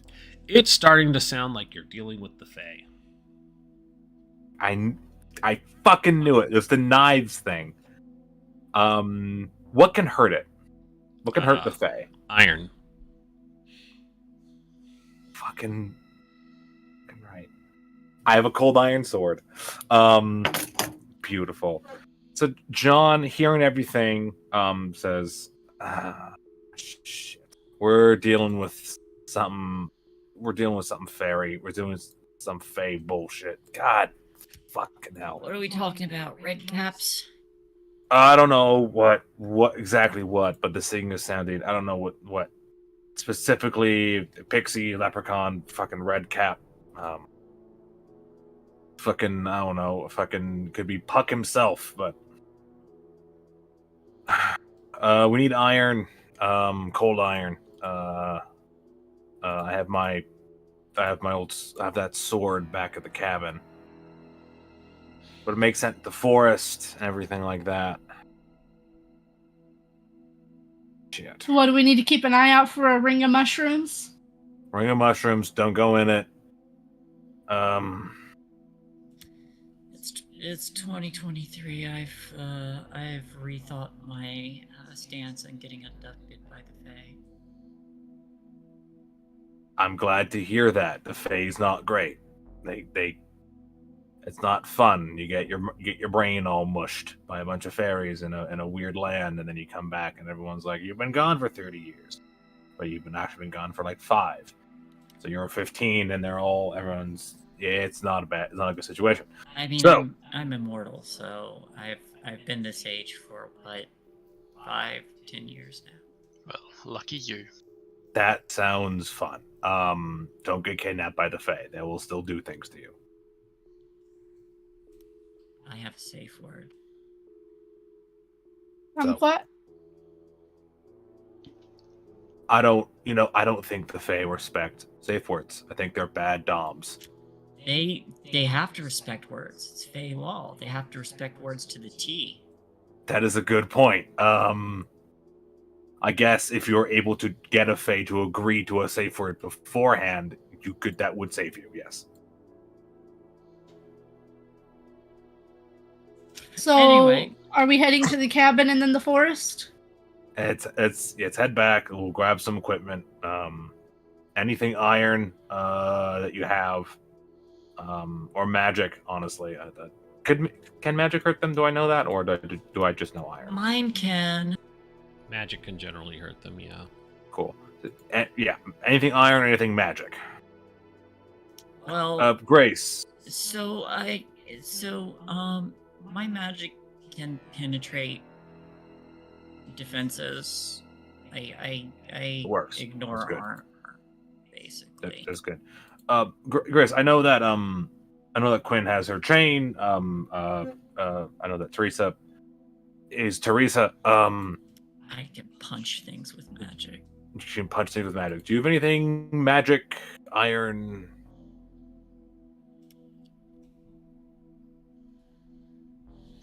We'll just have to get nice and close. Very good. Yeah, if I had a spare if he knew. And he pulls out his own knife, his own magical knife. But yeah. Unless you can match load some custom iron bullets for me, but they seldom work, and an awful choice. I think like I have some I can probably get some buckshot and get some iron, some salt in there. We'll head back. Let's head back to the cabin and get equipped. I mean, I got brass knuckles, but I don't think brass doesn't have iron in it. No, it's brass is tin and bronze. Copper and zinc. Is it copper and zinc? I'm thinking of what am I thinking of? I'm thinking of bronze. That's copper and tin. I was thinking of a different metal. My bad. Bronze. Yeah. I mean, There's brass and bronze. Thing. They're that's both fair. copper alloys. Yeah.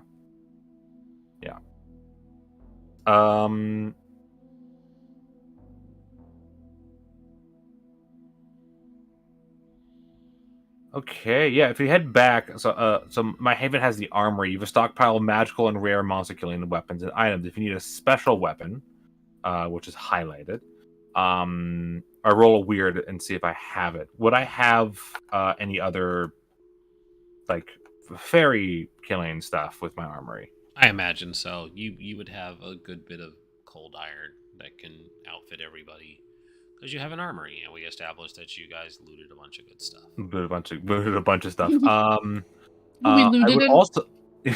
We looted guns. We looted a lot of guns.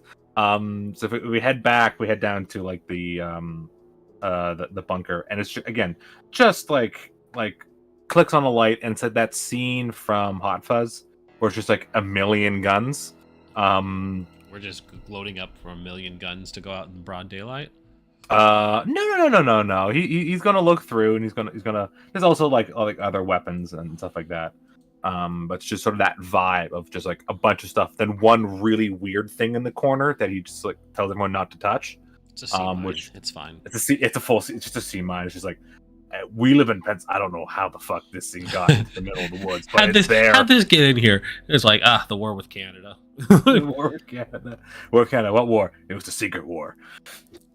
The only war we lost. The only war we lost. It's fucking. Is it the War of 1812? Mm-hmm. What are we talking about? I just have a 200-year-old sea mine in my basement. Yeah, why not? They definitely didn't have sea mines then, but you. Yeah, for sure it didn't. So just a random sea mine. So that's canon now, and I'm coming back to it. There's also a cannon. There's also a cannon at some point. Yeah. So, yeah, and if I could, I would like to if anyone has a gun, I would like to give any ammunition that would have iron in it, if that's a possibility. I have a question for y'all. I know I put forward the idea of me being bait. Are we going with that because no one else had said anything else? I mean,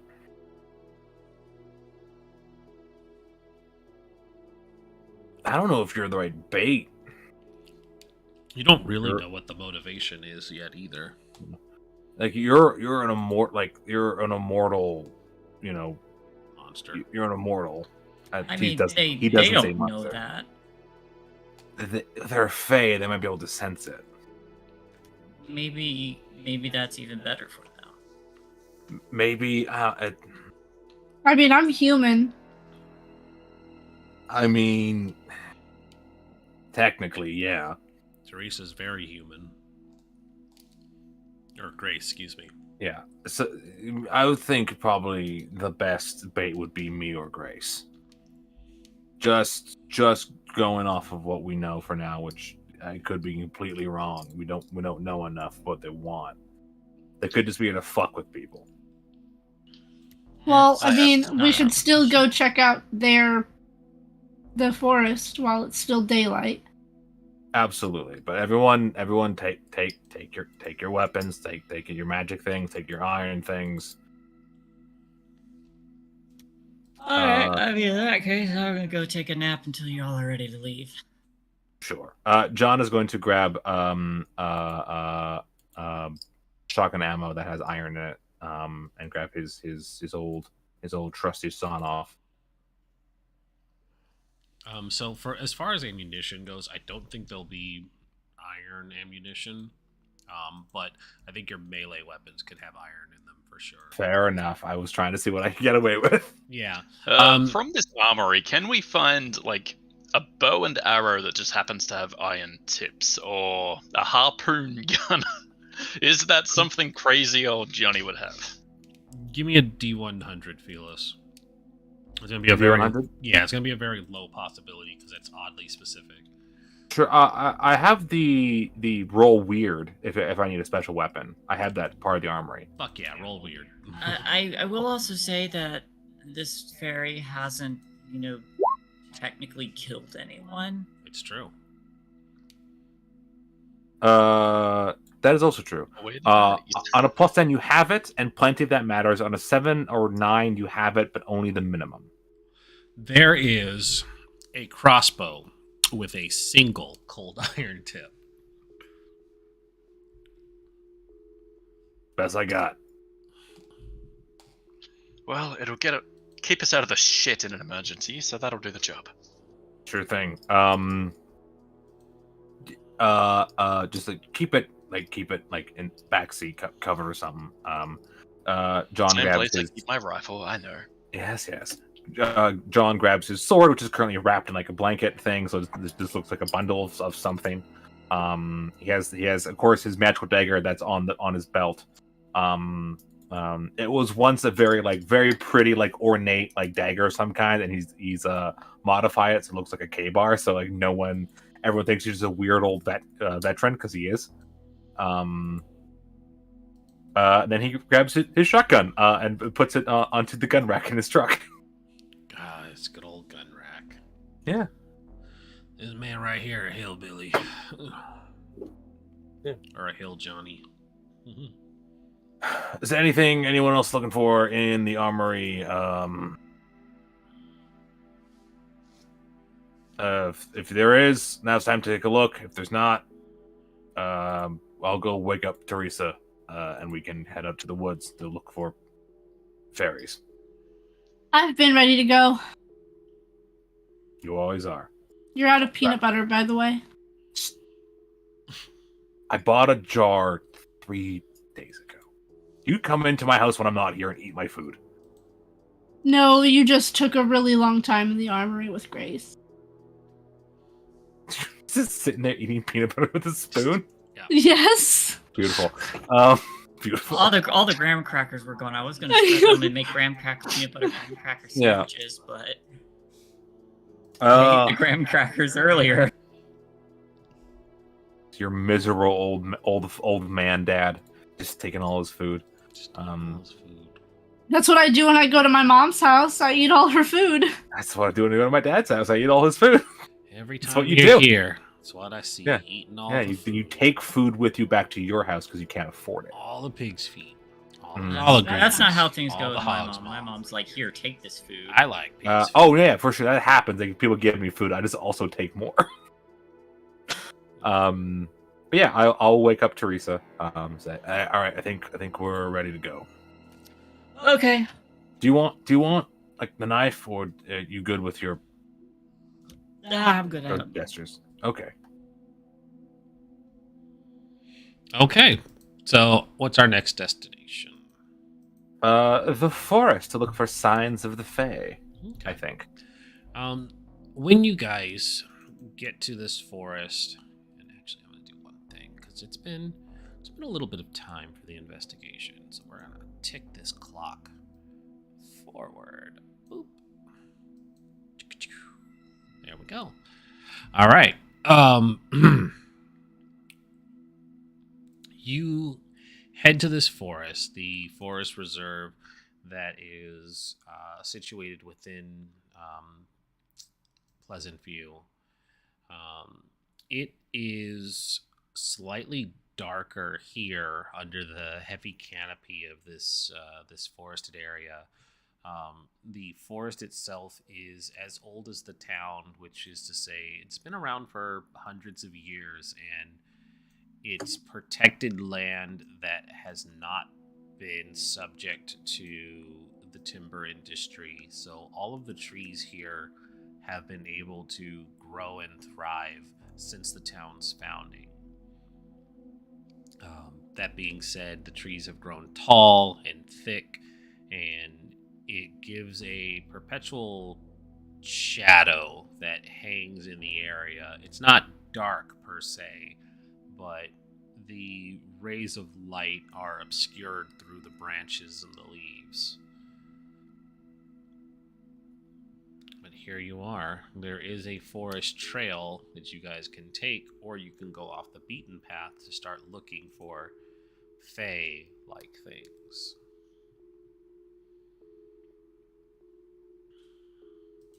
Well, I'm gonna go bushwhacking. Hey, don't go too far. Stay nearby. Let's try to stick the trail a little bit, and don't want to get lost in here. All right, you got it, Dad. Okay, He's just like, this is my life now. this is my life now. She calls my dad all the time, and he doesn't know how to. I feel about probably have been for a long. Oh, for sure. He's John has things. That's all I'll say for right now. He has things. So we have one person going off the beaten path. That seems more sensible to me. They're not going to have a lair or a shrine or anything like that just on the forest path. Okay. Well, I guess that means that, John, you and I can go find where the person was attacked on the trail. See if there's a blood trail. Or tracks that lead back. That's smart. Let's check out the scene of the crime. Okay. So I'll start with the two who go off route. How are we going about looking through here? Are we just using our eyes and just hoping to stumble across something? I'm going to be like gravitating towards like shaded or darker areas, and keep an eye out for things like strange mushrooms or brightly colored. Not brightly. Well, yeah, brightly. Even if it's dark, it can be bright. That things that have a high vibrancy or ethereal look to them, but I'm sticking to darker areas because it sounds a lot like whatever this is prefers the night. Being monstrous, Teresa probably has a better idea of what to be looking for, so Grace will just watch her back and try to help her as best she can, but Grace is kind of mundane, so she doesn't really know what she's looking for. So, all right. So we're just making basic investigation then. please roll for me. Yep, I'll help you out first. Give me that help roll.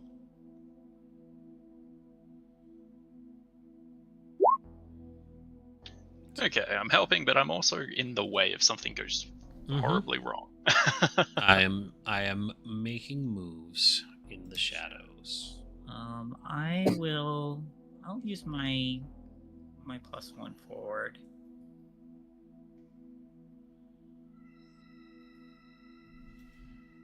Mhm. 11. Okay. So ask away. All right.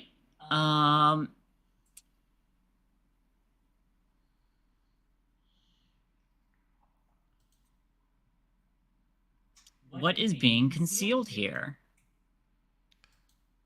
Okay. You would. You initially wouldn't have had an idea of where to look, except that so far the evidence that you've gathered and the theories that you've based have been correct. And so looking for things that would stand out to denote a magical creature and a magical creature of the fairy realm would lead the two of you to eventually stumbling across a stone circle in the middle of the woods.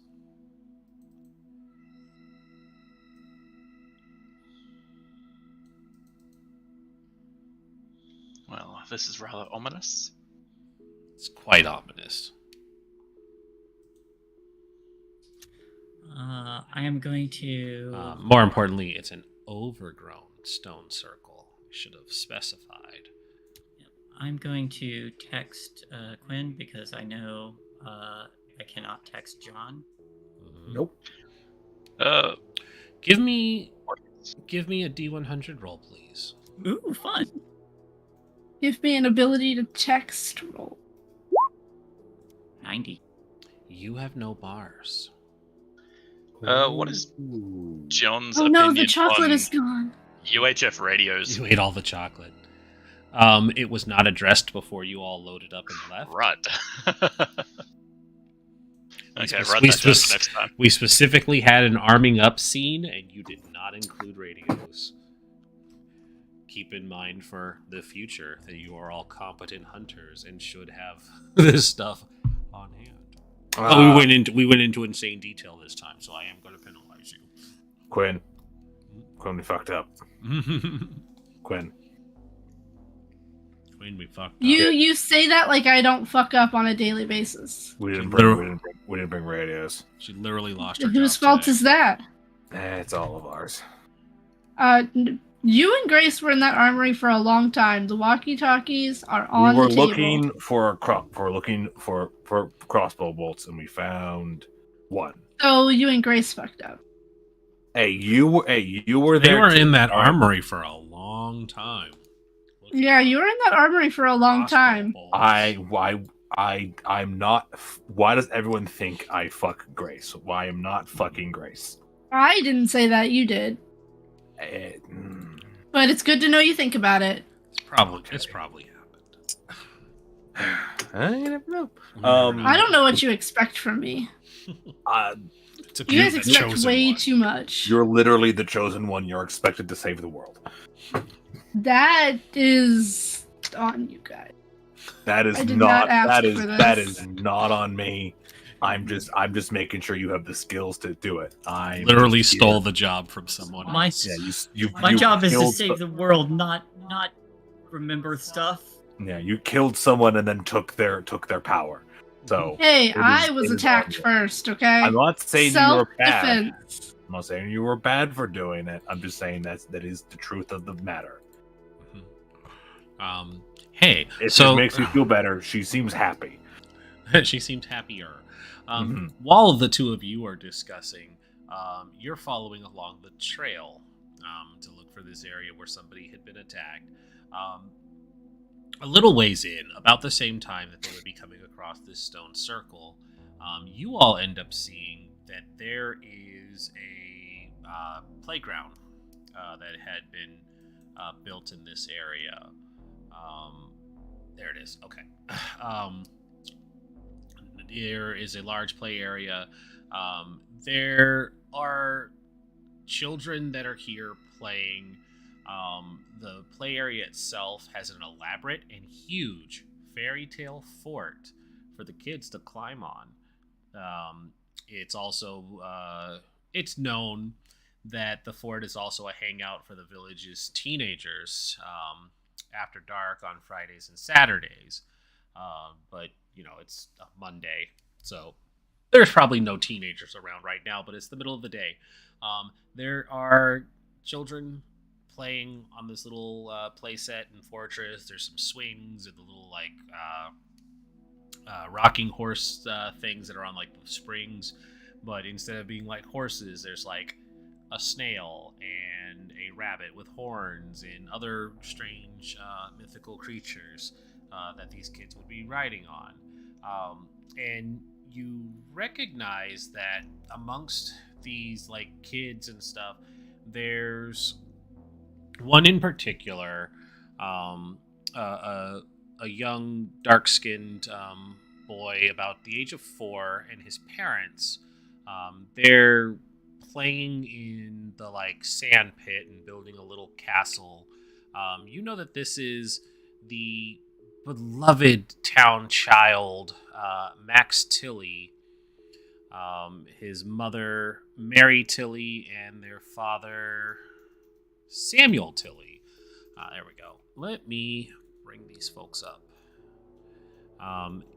He's like the darling child. Everybody knows the Tillys, and they love this kid. He's just the sweetest little boy, an absolute angel. He rescued a kitten from a tree one day by bravely climbing up and getting it down. People are just absolutely fascinated by him, and he's the best.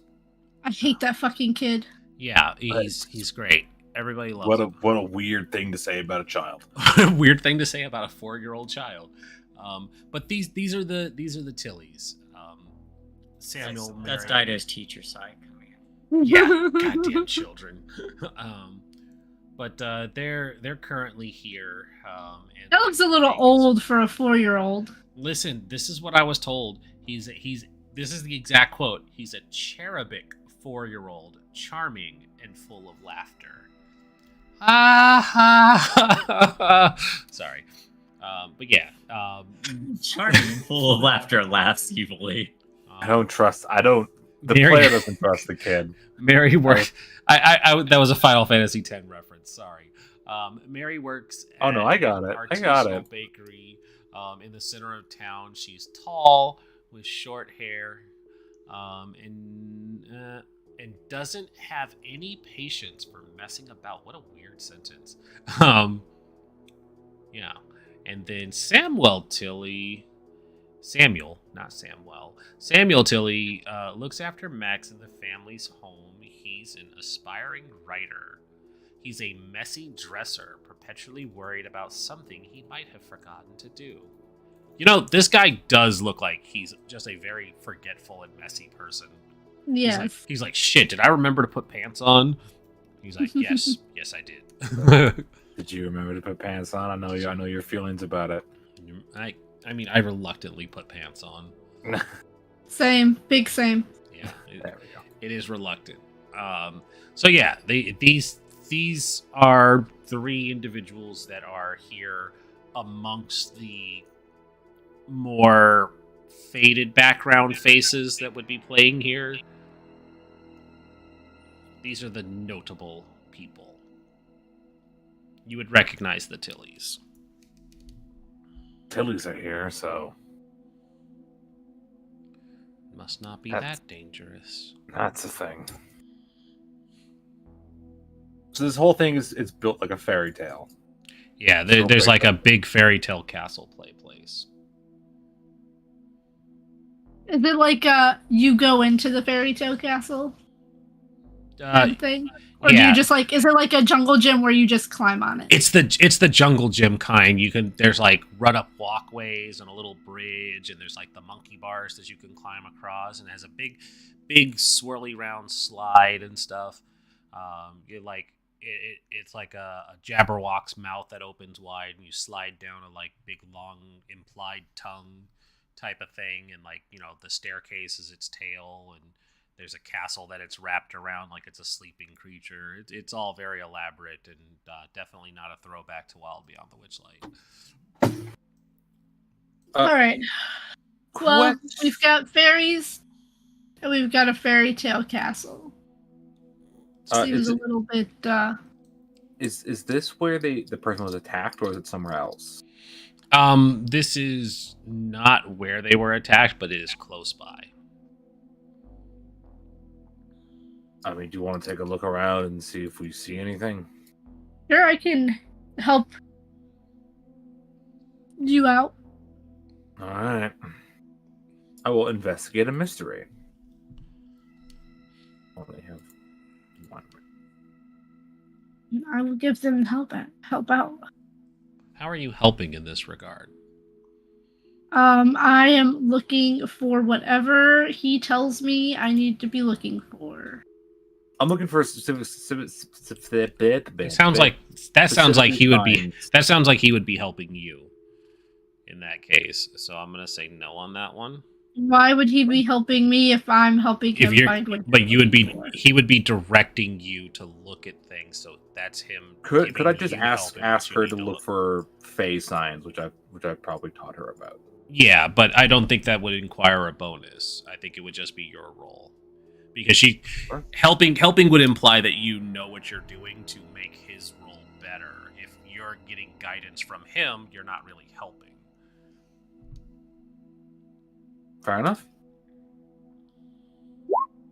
11. And it's at 11, so there we go. All right, ask away.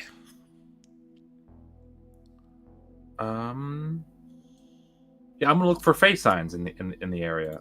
Any mushroom circles. I don't actually know many face signs now that I think about it.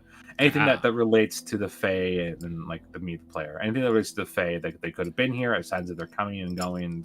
The two of you act nonchalant because there's nothing worse than a creepy old man who's skulking around the kiddies and looking for weird shit that would have them calling the police.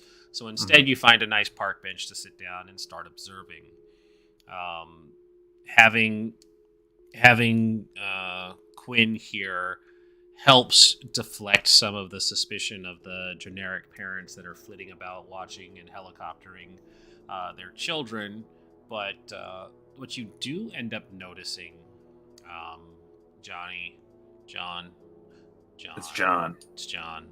What you do end up noticing, John, is there is one other individual that is sticking out here in the play place, the playground, as it were.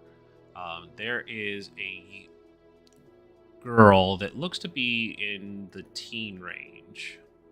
There it is. Sorry. Looks to be about 15.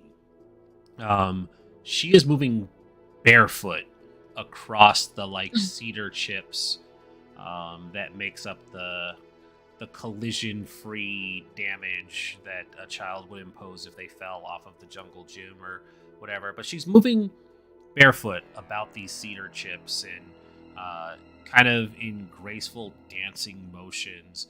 The children seem to be aware of her, but the parents don't.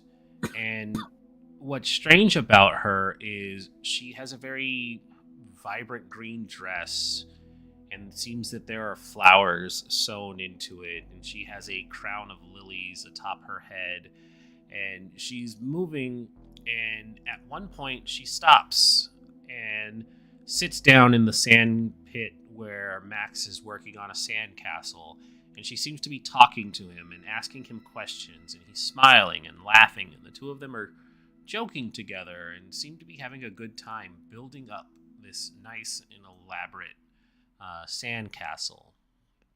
But the parents remain unaware.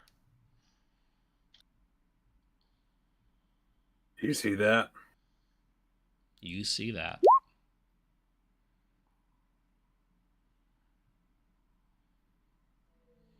What do you think we should do? I mean, it's not doing anything but playing with a kid. I would tell it to put some shoes on, because that's just fucking gross. Some shoes on. Kids you poop fucking and hippie. pee all over this place. They don't know what they're walking on. Sure enough, a child just oozing snot wipes his sleeve as he walks by the two of you. There's just a big old like snot trail from his nose to his sleeve. You know, I had a feeling something bad was going to happen. And this is worse than getting fired. Wait, you got fired again? She already got fired from the police department.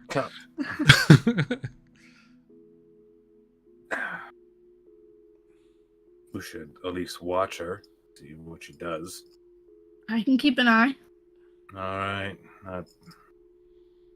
I'm gonna go where place where the person was attacked. Wait. You haven't heard from the other two in a bit, have you? Check your phone, see if they texted you. I checked my phone. I haven't heard anything. You want me to send a message? You have 4 bars, but there is I'm no not. message that has reached you.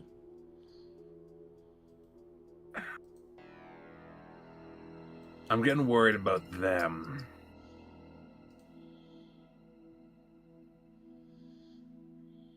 I wanna. All right, I'll send Grace and Teresa a message. I send them. Found a fairy at the playground. John's going to the scene of the crime. Okay. I don't know. I don't know if we should split up right now. Well, there's Faye around, you know. What, you don't think I can handle myself? I don't think that any one person can handle a Fae. No. I don't know. Looks like the little one, little Maxie's handling that fade just fine. They're having a grand old time.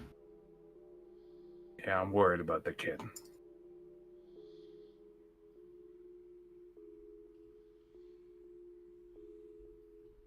What is John gonna do? Because he doesn't want to leave. Dido, give me a D100, please.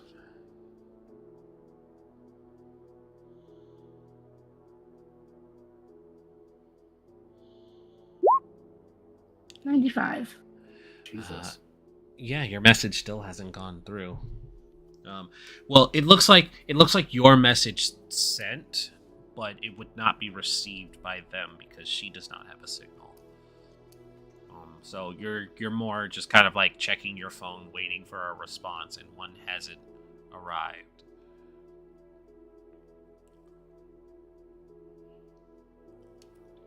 Well, they haven't responded, so what do you want to do? Do you want to keep an eye on the Fae, or do you want to go look for them? The Fae we're looking for comes out at night, and we see this one here, so... It attacks at night. Yeah, well... There's a difference.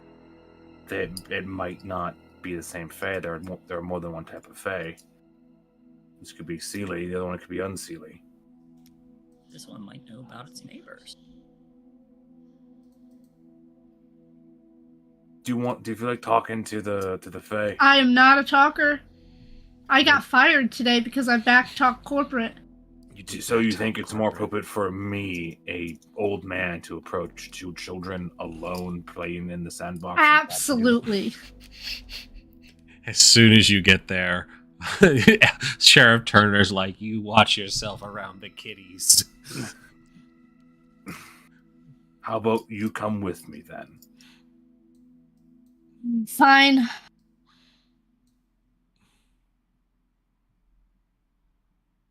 Yeah, and then the two of us are going to walk over to the Fae girl. The 2 -1 charm characters. You guys decided to split up this way. Mm-hmm. I'm regretting it. Yeah, I'm going to approach... How far away is Mary from Max? Is Mary like helicopter parent, like within 5 feet? They're a ways away. They're not obsessing over this child. They're loving parents, but they're not hovering. They're not helicopter parents. Gotcha. Yeah. Yeah, they can see their child, and that's enough for them. They're not out of sight.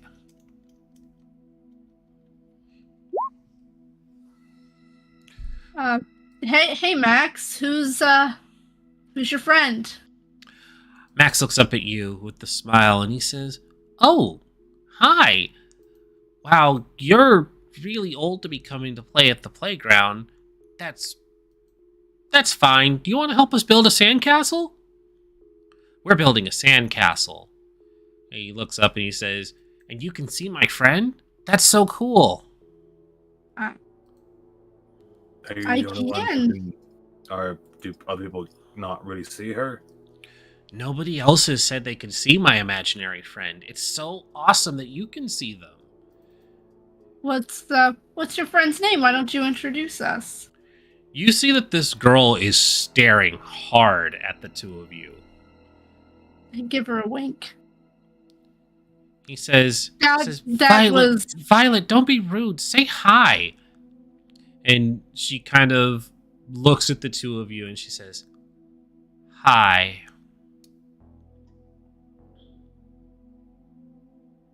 nice to meet you. Yeah, Yeah, hi. this is Violet. She's been helping me build a sandcastle. She comes through here not very often, but I've seen her talking to other kids before. But now she wants to be my friend. I'm so lucky. You are quite lucky. Hey Max, the other kids, actually before I ask the question, when Dad was reading the report, did the report mention if the people attacked had kids? Great question. Dido. Give Sorry, me... I just read Keeler's message and I missed all of what Felix said. That's okay. He asked if there was any mention of these people who were attacked having children. I'm gonna have you make a roll for that to see if you notice such a thing. And Okay. if it passes, I will just give you a yes or no, and What do I then need? elaborate on it. Just an investigate.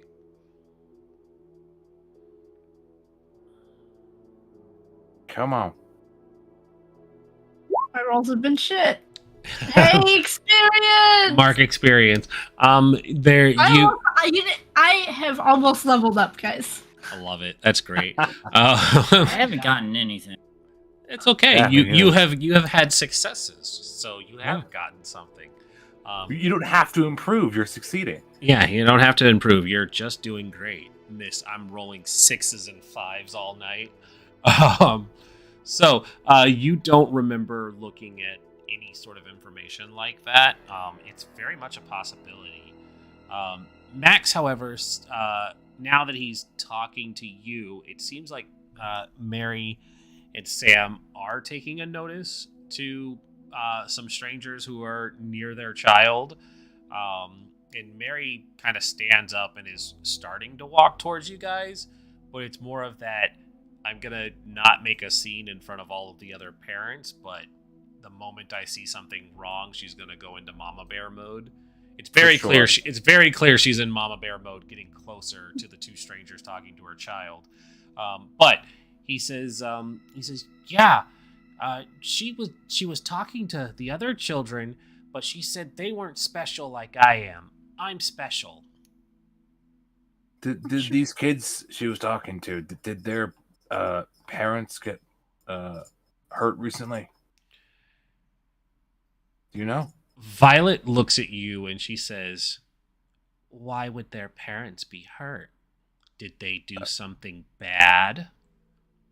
I don't think the kids being bad would make the parents. Were be the hurt. parents bad? Did the parents not do something they were supposed to do? Did they forget something important? And she's not breaking eye contact or blinking. I'm making a moat around this sandcastle by keeping up appearances. Cause I know this friend is imaginary and Mary can't see it. I'm going to say to Violet, say, what did the parents forget? You tell me, old timer. You should remember. Did they forget to leave you cream? No. The cream has turned to cheese. Okay. Can you tell me so I can tell others so that we treat you with respect? Now you want to show proper respect. You have forgotten your place, and we are supposed to remind you. You've broken the pact, and you will be punished. She starts to get to her feet, and as she gets to her feet, she's backing away from the two of you as Mary gets closer. And she I says, step away from. I start to sort of walk away, not in the same direction as Violet, but sort of away from the kid at this point. Mary kind of looks at the two of you and she says, "The hell do you think you're doing near my child? He asked if we wanted to build a sandcastle. Aren't you a little old to be playing here in the playground without children?" She looks at I- both of you suspiciously. You, My granddaughter was just taking me out to get some fresh air. I spend too much time cooped up in my house. Sorry. She looks at the two of you again. The moment you look away from her, you see that Violet is gone.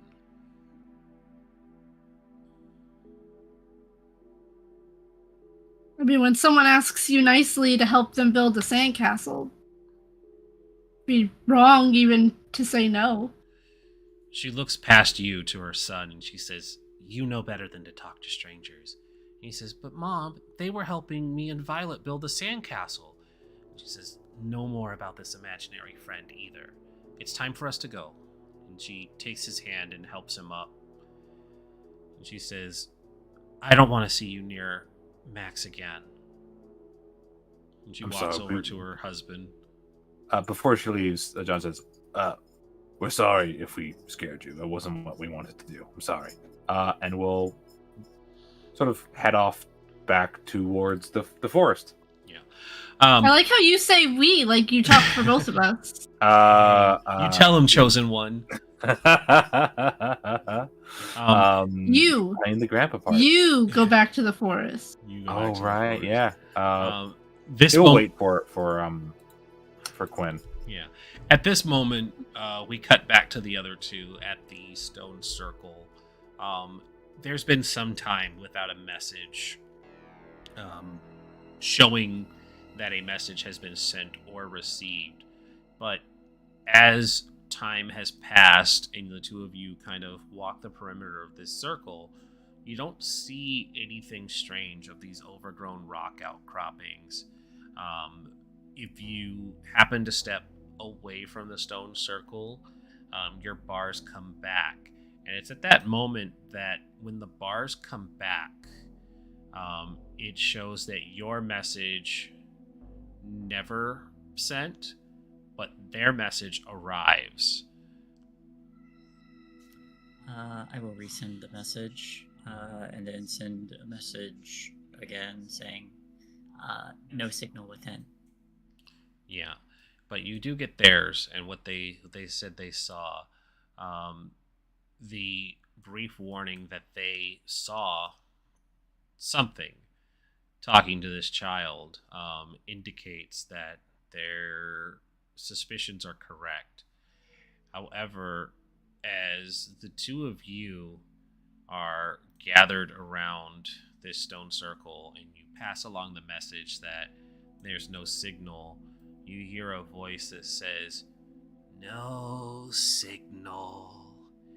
No birds to fly your message. I was told I could not dye my cap with the blood of the villagers, but interlopers can be dealt with." And stepping out of the stone circle's shadows, you see a large 7-foot tall humanoid creature, a long bulbous nose, a red woolen cap stained dark red, and holding a jagged looking bladed weapon. And in the moment of this dramatic tension, we will pause. Oh, Mag dump that motherfucker. Fucking hell. Yeah. Hey, at least you have At least you have one crossbow bolt for this bitch. a big target. because Dido doesn't like to be spoken for, I think Quinn is gonna stay at the playground for a little bit longer. Dang. Fair enough. All right. So, end of session questions, because I like this dramatic moment with there only being like another 15 minutes left anyways. I didn't want to get us into combat, but we can pause here and get into the thick of it next week. Where are my end of session questions? End of first session. No. First session. Where's my just end of session questions? Between game sessions. Jesus Christ. Between game sessions. That was my GM voice being like, yeah, the party moves on now. The party moves on now. So apologies. I more meant John. There we go. But End of I session. misspoke. I feel you're good, but your girlfriend speaks for herself. For sure. So, for sure. end of session experience. Oh, also, I guess I can cover leveling up too, since Dino's almost there. You get an experience point whenever you roll total 6 or less, or when a move tells you to mark your next experience box. When you mark the 5th experience box in your playbook, you level up. Erase all 5 marks and choose an improvement from the list in your playbook. Mark the improvements off as you take them. Each can only be selected once. Then you start collecting experience marks again until you level up. So just like Tales from the Loop, Things from the Flood. When you have leveled up 5 times, you can start choosing from advanced improvement lists as well. So at level 5, you can start moving into the next one. At the end of each session, I get to ask you the following questions. Did we conclude the mystery? No. No. Well, No. no. Did you say figured out the mystery? Yeah, Out the you have progressed significantly. Yes. Did we save someone from certain death or worse? No. I'd argue. Probably. Hey, Max is alive now. That counts. I don't think. Was he in danger? I don't think he was. I think his parents are. Did we learn Quinn- something new or Quinn stopped important Johnny? about the world? I would say There's so. there's a pact that someone broke. Hmm. So yes. And there are fey creatures that exist in this town. And we found. Did we learn something new or important about one of the hunters? I feel like Dido spoke for that. Quinn does not like being spoken for. Yes. Enough. If you get 1 or 2 yes answers, each hunter marks 1 experience. Oh, that's interesting. If you get 3 or 4, each hunter marks 2. Huh. Neat. We got 3? You got 2. 2? Okay. Yeah, because you learn something new about the world and you learn something about the hunters. Got So it would be 2. And we progressed the story. Yeah, but you didn't conclude the mystery. Oh, okay. So Yeah. that wasn't There's 4 questions. Did you conclude the mystery? Did you save someone from certain death or worse? Did you learn something new or important about the world? Did you learn something new or important about one of the hunters? So it would be 1 experience given, and somebody rolled charm. Okay, that's what that being was. No, I was hoping it would have been a fail, because then I'd be like, see, if you would have let me charm Mary, I'd have leveled up. But no. Be a charmed Mary. Yeah, so that's that. We are done for the night. Good job, guys. I'm glad we finally are playing again on Saturdays. Sorry, it literally took 3 months to get back into this. 4. Yes, it did. We stopped in November. Shh, shut your face. Mhm. Shut your face. Don't make me feel worse about this. We're here now. That's what's important. Great job, guys. I'm very happy with the way things are going. Oh, sorry. Let me show you real quick as well, now that I did actually reveal them. Yeah, show us the thing that's going to murder us. Boop. Yeah. There's the girl. No. She cutie. Z. There you go. There she is. She's got a knife. What you got there? A knife. Knife. No. And then there's that mother trucker. Red cap. There he is. Yep. That's not scary. I Oh, mean, yeah, he's over 7 feet And tall. not 7 So feet that tall, guy. and with a bladed weapon, which is far too vague for my liking. yeah, I love vague information. It's not a. It's like it probably means that it's just a sharp thing he has. That's all that means. Yeah, usually it's like a sickle or something. So the description for him: a 7-foot hulking brute with red eyes, gray stony skin, and sharp teeth. He wears a woolen cap dyed with blood, and a shapeless tunic that's splattered with more. But does he have steel boots? Probably. It kind of cut his description off there, so yeah. He's a red cap, so he definitely does. Oh, it says he has a pole axe, so there you go. That's your Ooh. specific. Which I suppose you could still make like a sickle shape. I can't. Yeah, you can have. You put any sharp thing on the edge of a long stick, and it's gonna fuck someone up. Yep. Mhm. There's a reason there's only like 6 types of swords and 1,000 different pole arms. Yeah, for sure. All right. Well, hey, that's everything for today, though. Y'all did great. Thank you everybody for watching. Dougler was in chat talking it up. So thanks Thank for you, watching, Dukes. dudes. Had quite a few people in there. All of the people who retweeted and followed us on Twitter, y'all are great.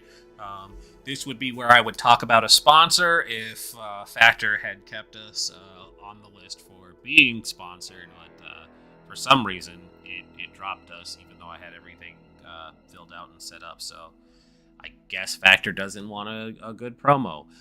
That's fine. Who cares? It's fine. Anyways, y'all have a great night. Thanks for watching, and we will see. I was gonna go for Factor, but I guess I'll just have to go for HelloFresh. Yeah, good old HelloFresh.